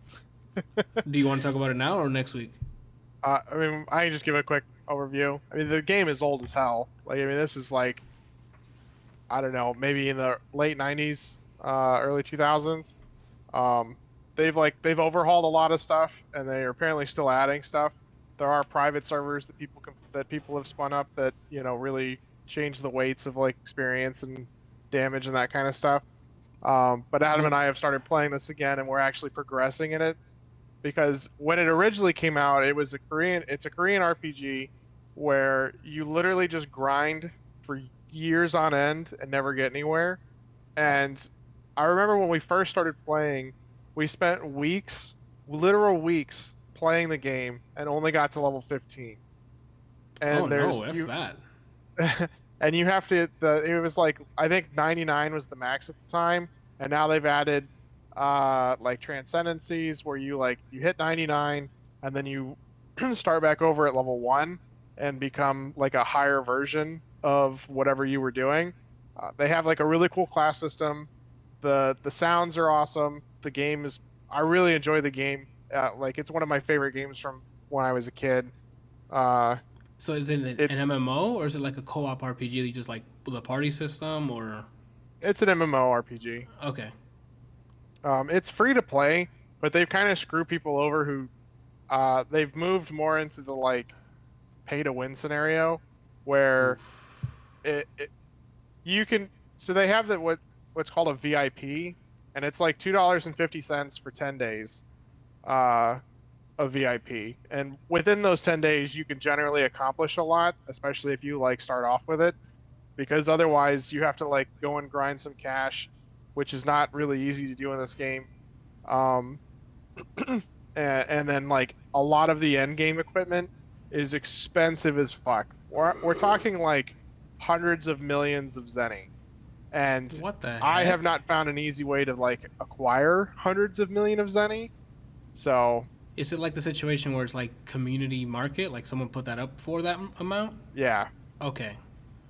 yeah. The game's been around forever, and people that have been playing forever, have basically just hoarded stuff. Or what a lot of people do is like they'll buy real money items and then post them for sale for certain prices, and then people will buy those. So, and everything, the inflation rate is just huge in this game. So you said it's hard to grind cash. Is it because do you not get it from like missions or like quests or stuff, or do you just have to find or to sell your own belongings and stuff like gear and? So, most of the creatures drop. Most every creature drops at least an item most of the time, Okay. but you can't. They don't. It doesn't really sell for much. I mean, you're talking like in the beginning, you're getting stuff that sells for like maybe 3 to 15 zenny, Oof. and Okay. then like you spend a while grinding some things. They've made it a lot easier to level up, and they've added some things in that make it a little bit nicer. Okay. But if you don't really know what you're doing, you will spend hours and go practically nowhere. Okay. you know Uh-huh. and the zenny thing is just a huge problem because everything in the game feels like it's super expensive to go do. In order to like teleport between certain towns, it costs zenny, and if you don't have the VIP Oh. stuff, you're limited in the number of towns and things that you can teleport to. And so it's like, this is really stupid, shitty that you have to like buy the VIP stuff in order Just so to you can really start fast travel progressing. somewhere. That's kind of scummy. Yeah. Okay. So, yeah. Now, now I'm dropping frames. Lit. So, Cool. but I mean, it's a lot of fun. If you guys ever wanted to like look into it, if you were just bored and wanted something new to try, not really new, but something to try, I really love the animations. I really love the way that the class system works. You can choose between like an archer, a mage, a thief, a swordsman, a merchant. I think there's one more. And then from there, like you get up to a certain job level, and as you get like a base level and a job level, and then the job level you can put points into certain aspects of your character to get like skills or passives and that kind of stuff. And then once you hit like 40 or 50 for the job level, you can upgrade to whatever the next tier is in that section. And there's like 2 different ones that you can pick from. So like a thief, you can become an assassin or a rogue. An archer, you can become a hunter or a bard.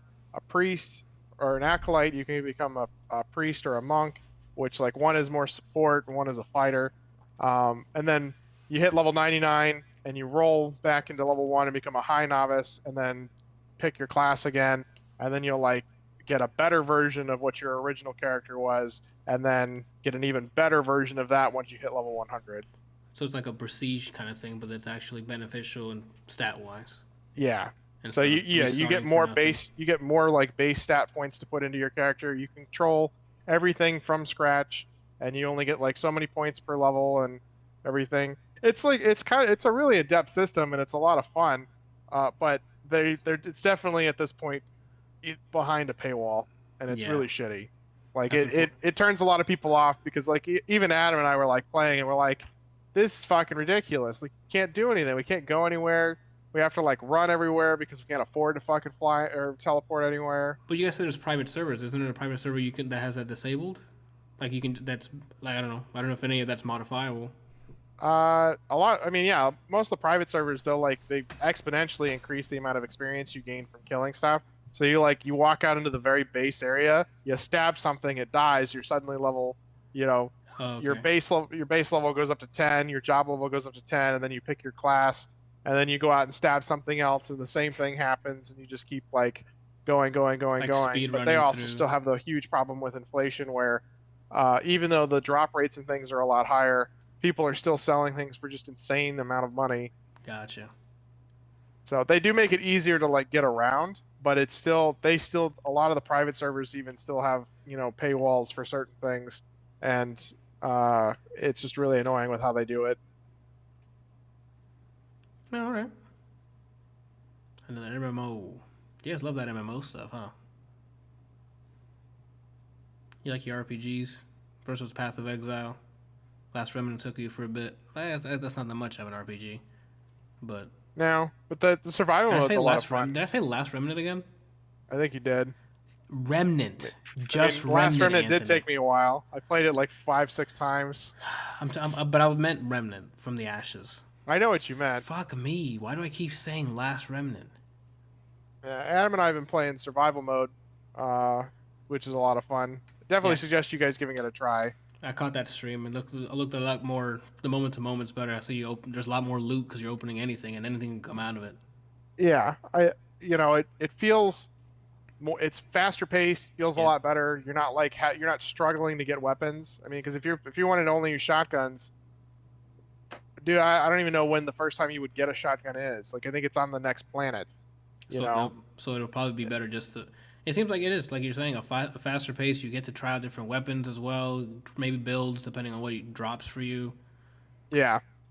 And you get to... The way that it's not... This doesn't play the same way. It's a lot more fun because you get, like...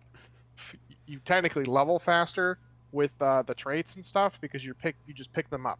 And so you can, if you get really lucky in a certain zone, you can get like a shit ton of traits and really boost your character. And then as your character levels up, you get more health, more stam, and certain armor things play off of like the healing factors from some of your traits play off of the healing factors from armors. So like if you have like a regen armor and you have a ton of regen things for your traits, you actually regenerate health a lot faster. Huh. Okay. Yeah, we gotta try that out then. And that mode's still 3 players, right? Doesn't add another person? No, it's still fucking only 3 players. I went back and watched the original trailer, which I think is what got me onto it. And what our friend and I thought it was. It has 4 fucking people on it. Yeah, so thank you, marketing. Anyway. Since Brian just decided to fuck this, I'm out. Let's move on. Moving on to the new releases this week. We got 4 games on here that are of note. Blasphemous has a new DLC expansion coming out. Brian played it, but he's not here to talk about it, so take my word for it. He enjoyed it. Oh, speak of the devil. Look at his fucking beard. Hideous beard. Look at him. Hideous ass beard. You can't hear me. Look at the face. Yeah, but do you really think we could get Brian to wear that while he has that in his ass? I think so. I'm pretty sure we can get him to do it. Oh, Brian, so what's up, dude? On my OnlyFans, I have a video up. Oh, nice. We're at new releases. We're talking about Blasphemous, the new expansion. Do you have anything to say on it? Are you going to play it? Nah, yay, nay?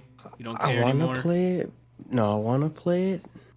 But before I go back to that and do the New Game Plus to access that, I have to beat more stuff. Got it. That makes sense.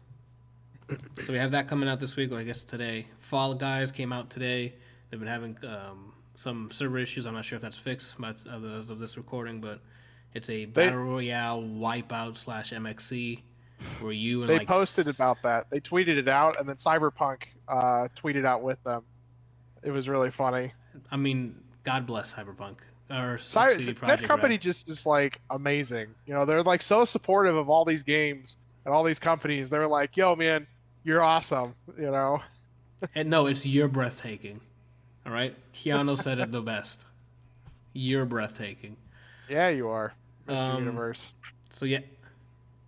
So, Fall Guys, yeah, it's out today. It's like a battle royale, but in a game show type of way, like MXC. It's you and 60 people.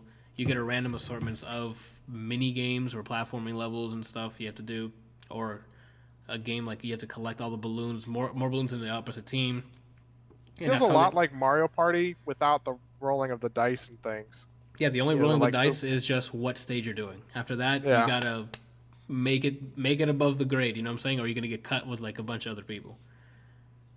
Like I played the technical test not last weekend, the weekend before, and 20 minutes of it, and I'm like, I'm sold. Like, this is a great way of making a battle royale. That makes sense. So it's you fun. Pre-ordered it? Technically, yes, because I got it today before it went live. So, yes.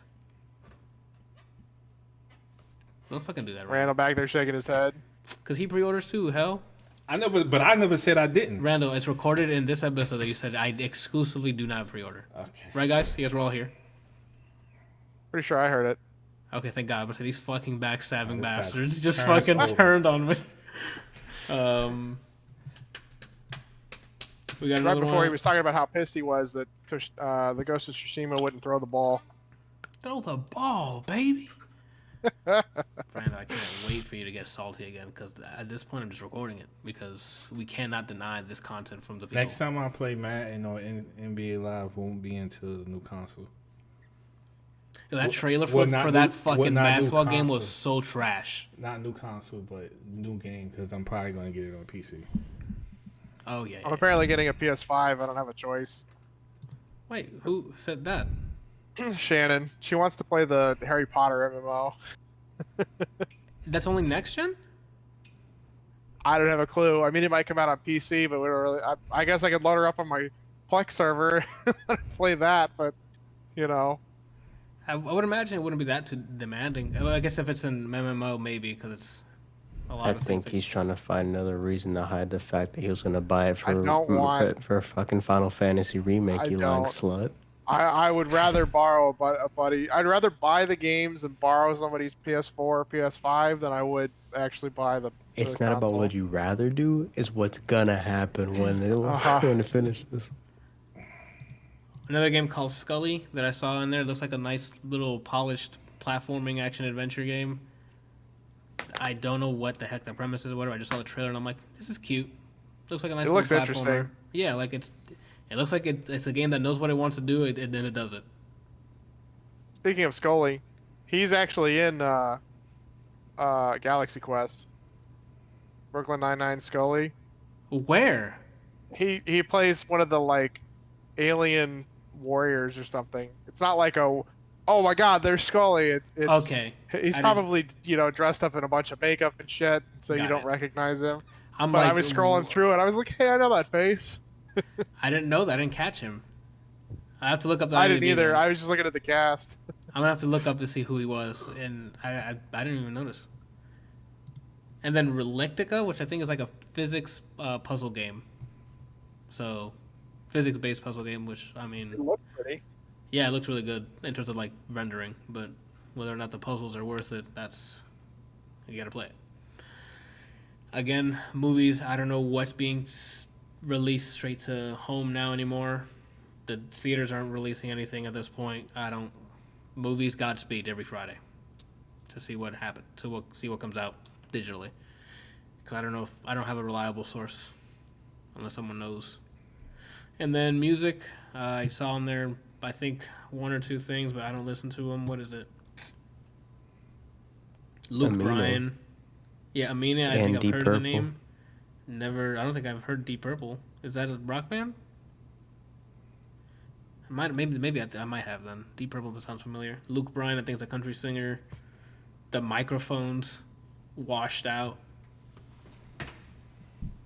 Did I say Jazzist?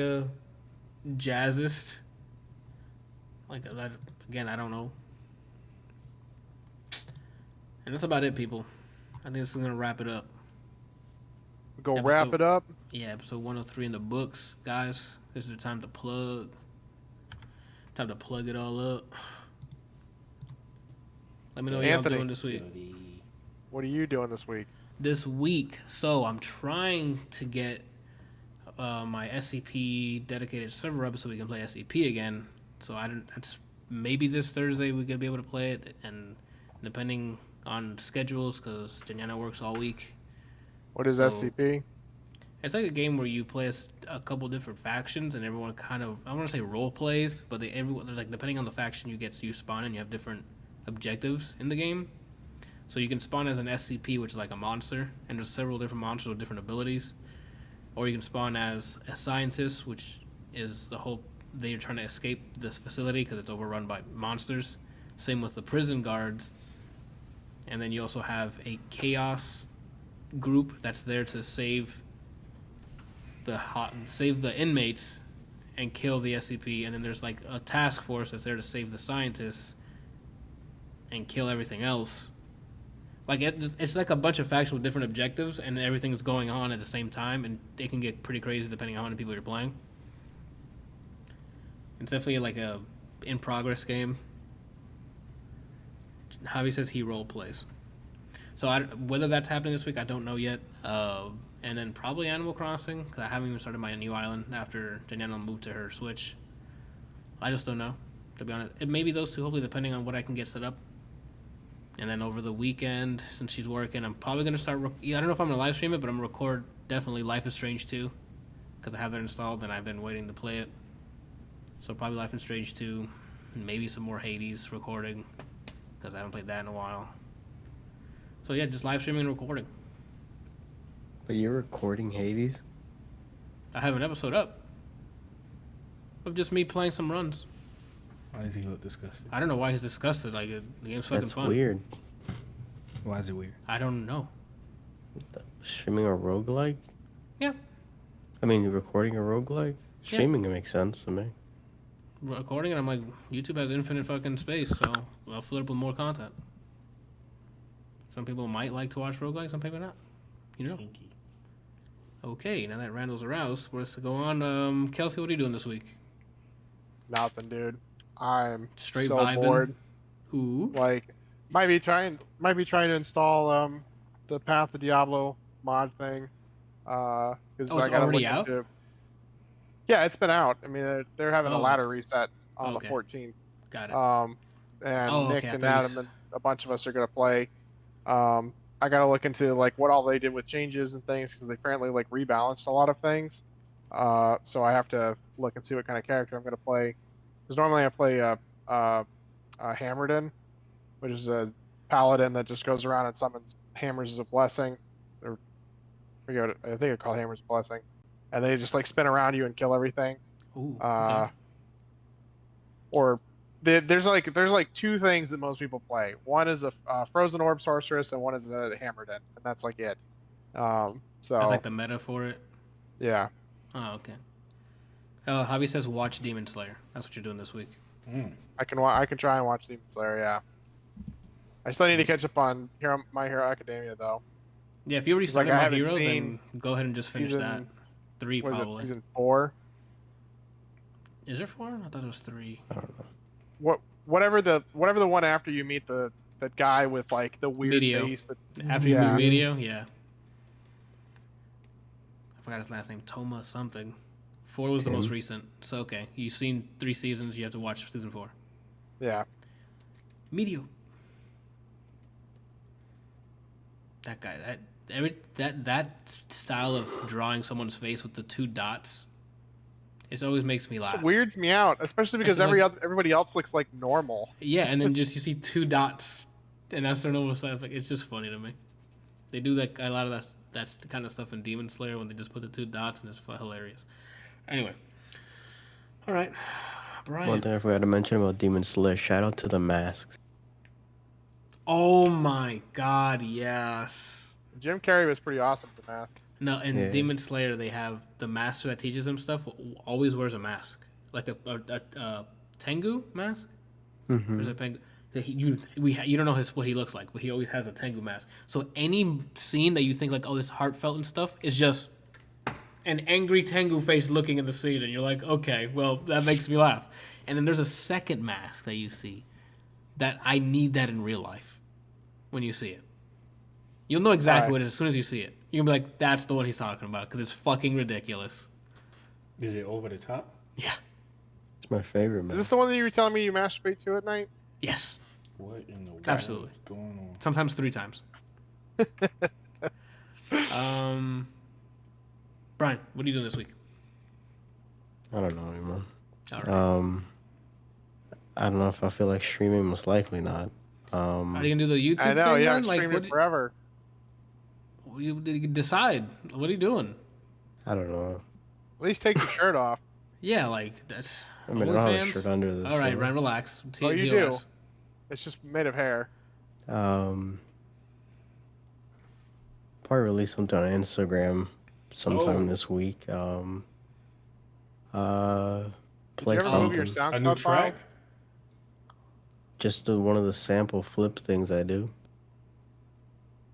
I didn't move there because I started to redo the mixes for that, which I haven't finished doing. Tomorrow I'm watching a new episode of ReZero. That was the other one.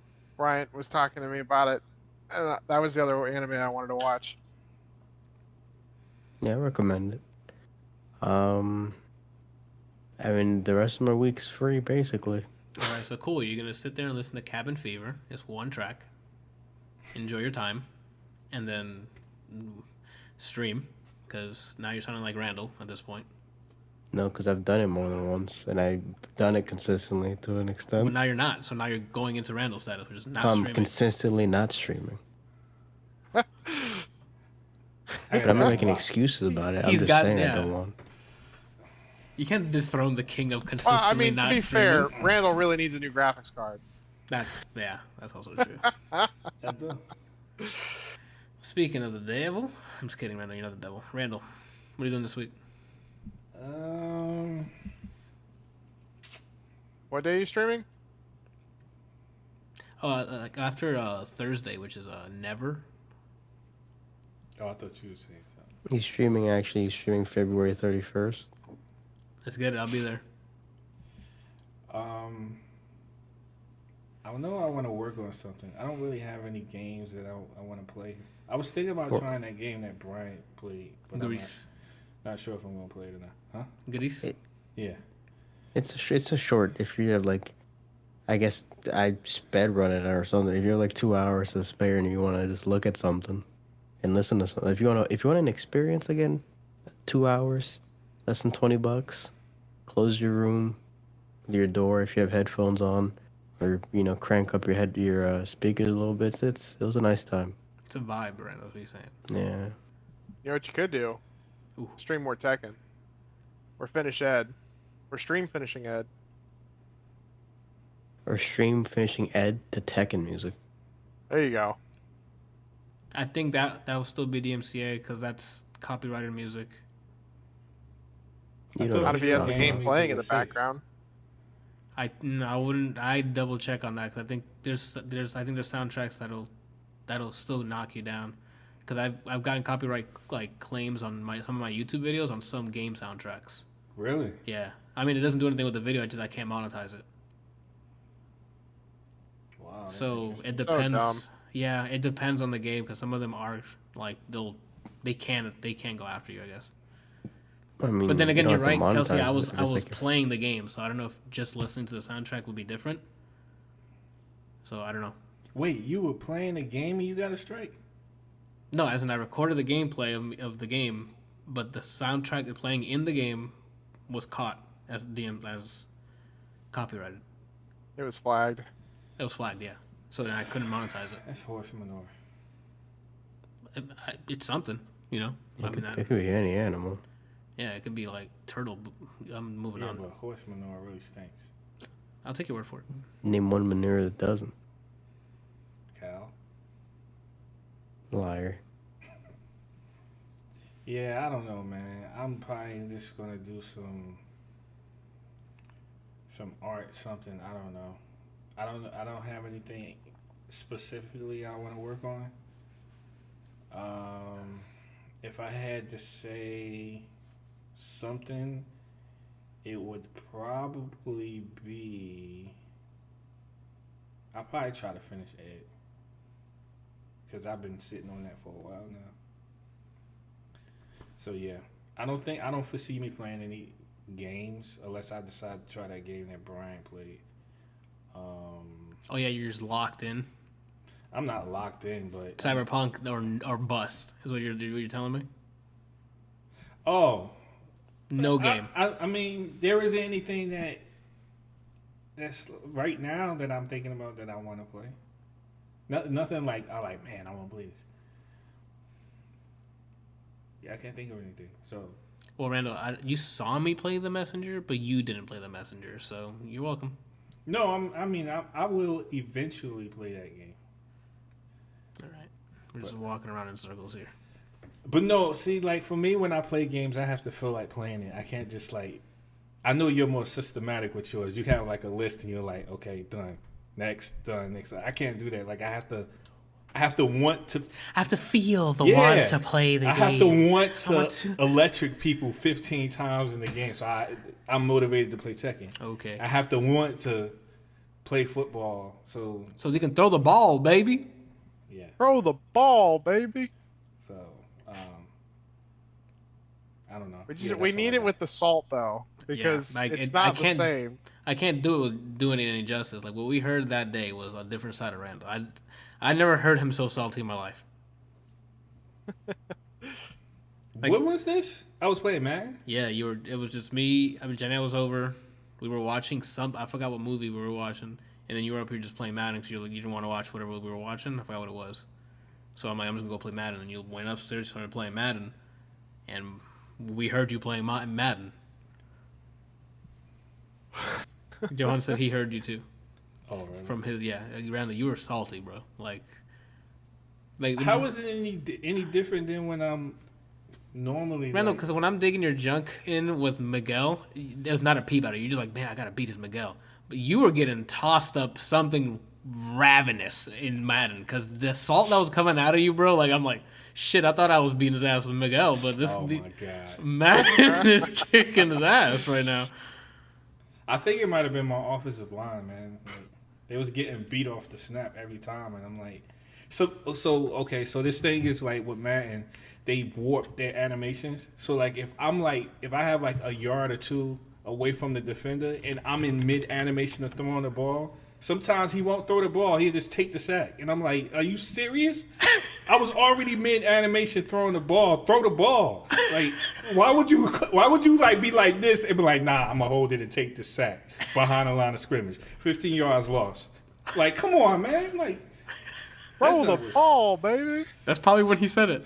That sounds like it lines up. Like he probably tried to throw it, he got sacked, and that's when he probably said it. That's why, because that's what happens when you play on the most difficult setting, bro. Like they start screwing you over. CPU starts reading inputs. I know. I seen it. I see shit.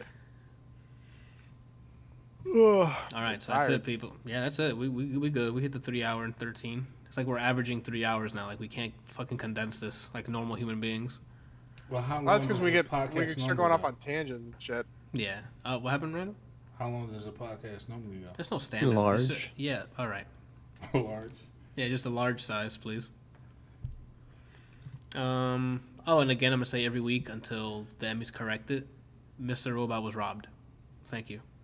What are you talking about? They didn't get one nomination for the Emmys this year. Are you serious? Yeah, Mr. Robot was not nominated, and I'm like, did you guys watch what I watched? Wow. That show was pretty garbage, though. You didn't like it? He hasn't seen it. I've never I think seen he's it. talking about Brooklyn Nine-Nine. No, I'm not sure why that wasn't even Get outta nominated here. here. Well, Rand, I'm gonna wrap up and then I'll get out of here. But That's Brooklyn Nine-Nine. crazy. So they had like 4 episodes, according to one of the posts. They had like 4 episodes or something written for the new season, but they scrapped them because it all was all happening around the time of George Floyd's death, and so they're like putting a kind of a pause on it, trying to figure out what they're gonna do, figure out what the cast is gonna do. Right, There's right. there's a lot of Yeah, you can't come back with a new season about a cop show. Like it's gonna have to be reworked in some way, or the topics at hand are gonna have to change up a bit. Like on the one hand, I sort of agree. On the other hand, it's like It's art. Like this is. it's not the same thing. They're not like on the same plane. So Yeah, that's true. I don't know. That's gonna be tricky. I wonder who's gonna stick around. Oh man, I just hope everyone comes back. I need more Brooklyn Nine-Nine. no, I just watched it on repeat, dude. It's so great. I don't care how many times. Oh, I noticed one other thing they messed up on.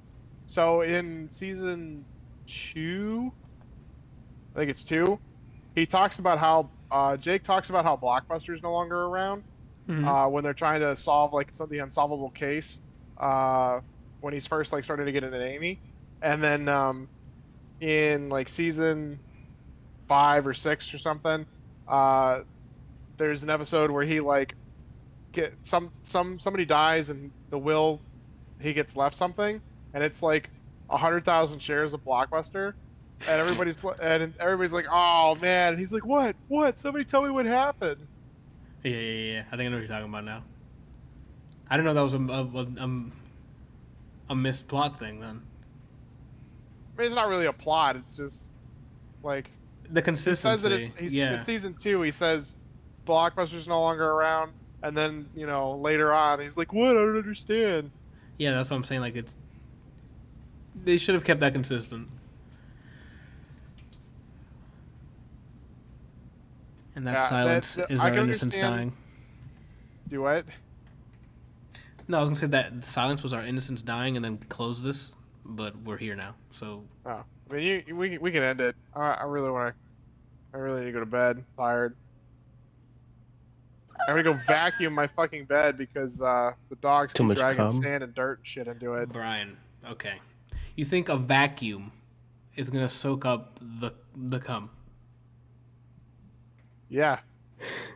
He didn't say it was a wet vacuum. Yeah, like a wet. No, there's like wet vacuums that'll suck up water, like a shop vac or something. So he just said vacuum. So Brian immediately assumes that it's fresh, and it's just liquids laying there that hasn't been absorbed by the sheets. Mm-hmm. And that his vacuum is going to suck it up. Yeah. What, they do have the little brushes on them. See, this is where I counterpoint Anthony. You assume that I think it's going to successfully work. I just said he was going to vacuum it. You're crazy, Brian. Who's mad enough to do that? Look at my hair. Well, you can see his hair in next week's episode on the ADLR podcast. This one, 103, we're done. We done. We out. Something funny, Randall? Sometimes you be searching for words. It sounds funny. You know what helped him not search for words? Oh, is if everybody spoke up. Yeah, no, don't look down. Look at the microphone. Make it your... Okay, we're moving on. So that's it for the ADLR podcast, episode 103, 3 hours and 20 minutes in. If you enjoy this heap of trash every week, you can go to nothing yet because I haven't gotten a new site up. So just find us Maybe that's what you could work on this week. You didn't mention that. Can I end my show now, Randall? I'm just saying. I'm trying to be helpful. Like maybe that's something you can put on your doc. I have that. Yeah. Oh, okay. I have a list. Yeah, but you have to actually do it right after you watch Goblin Slayer. Is that good? Like you keep mentioning Goblin Slayers, and like. Yeah, it's awesome. Your eyes say you're lying to me. No, it's amazing. Like I'm really excited and hoping that season 2 comes out at some point. Goblin. It's darker than a lot of animes. My son says he doesn't think it's that good. I don't give a shit what your son says. Like, he has his own fucking opinion. He can shove it up his ass. Like, Oh my god. How... What's Mr. Giggles over here doing?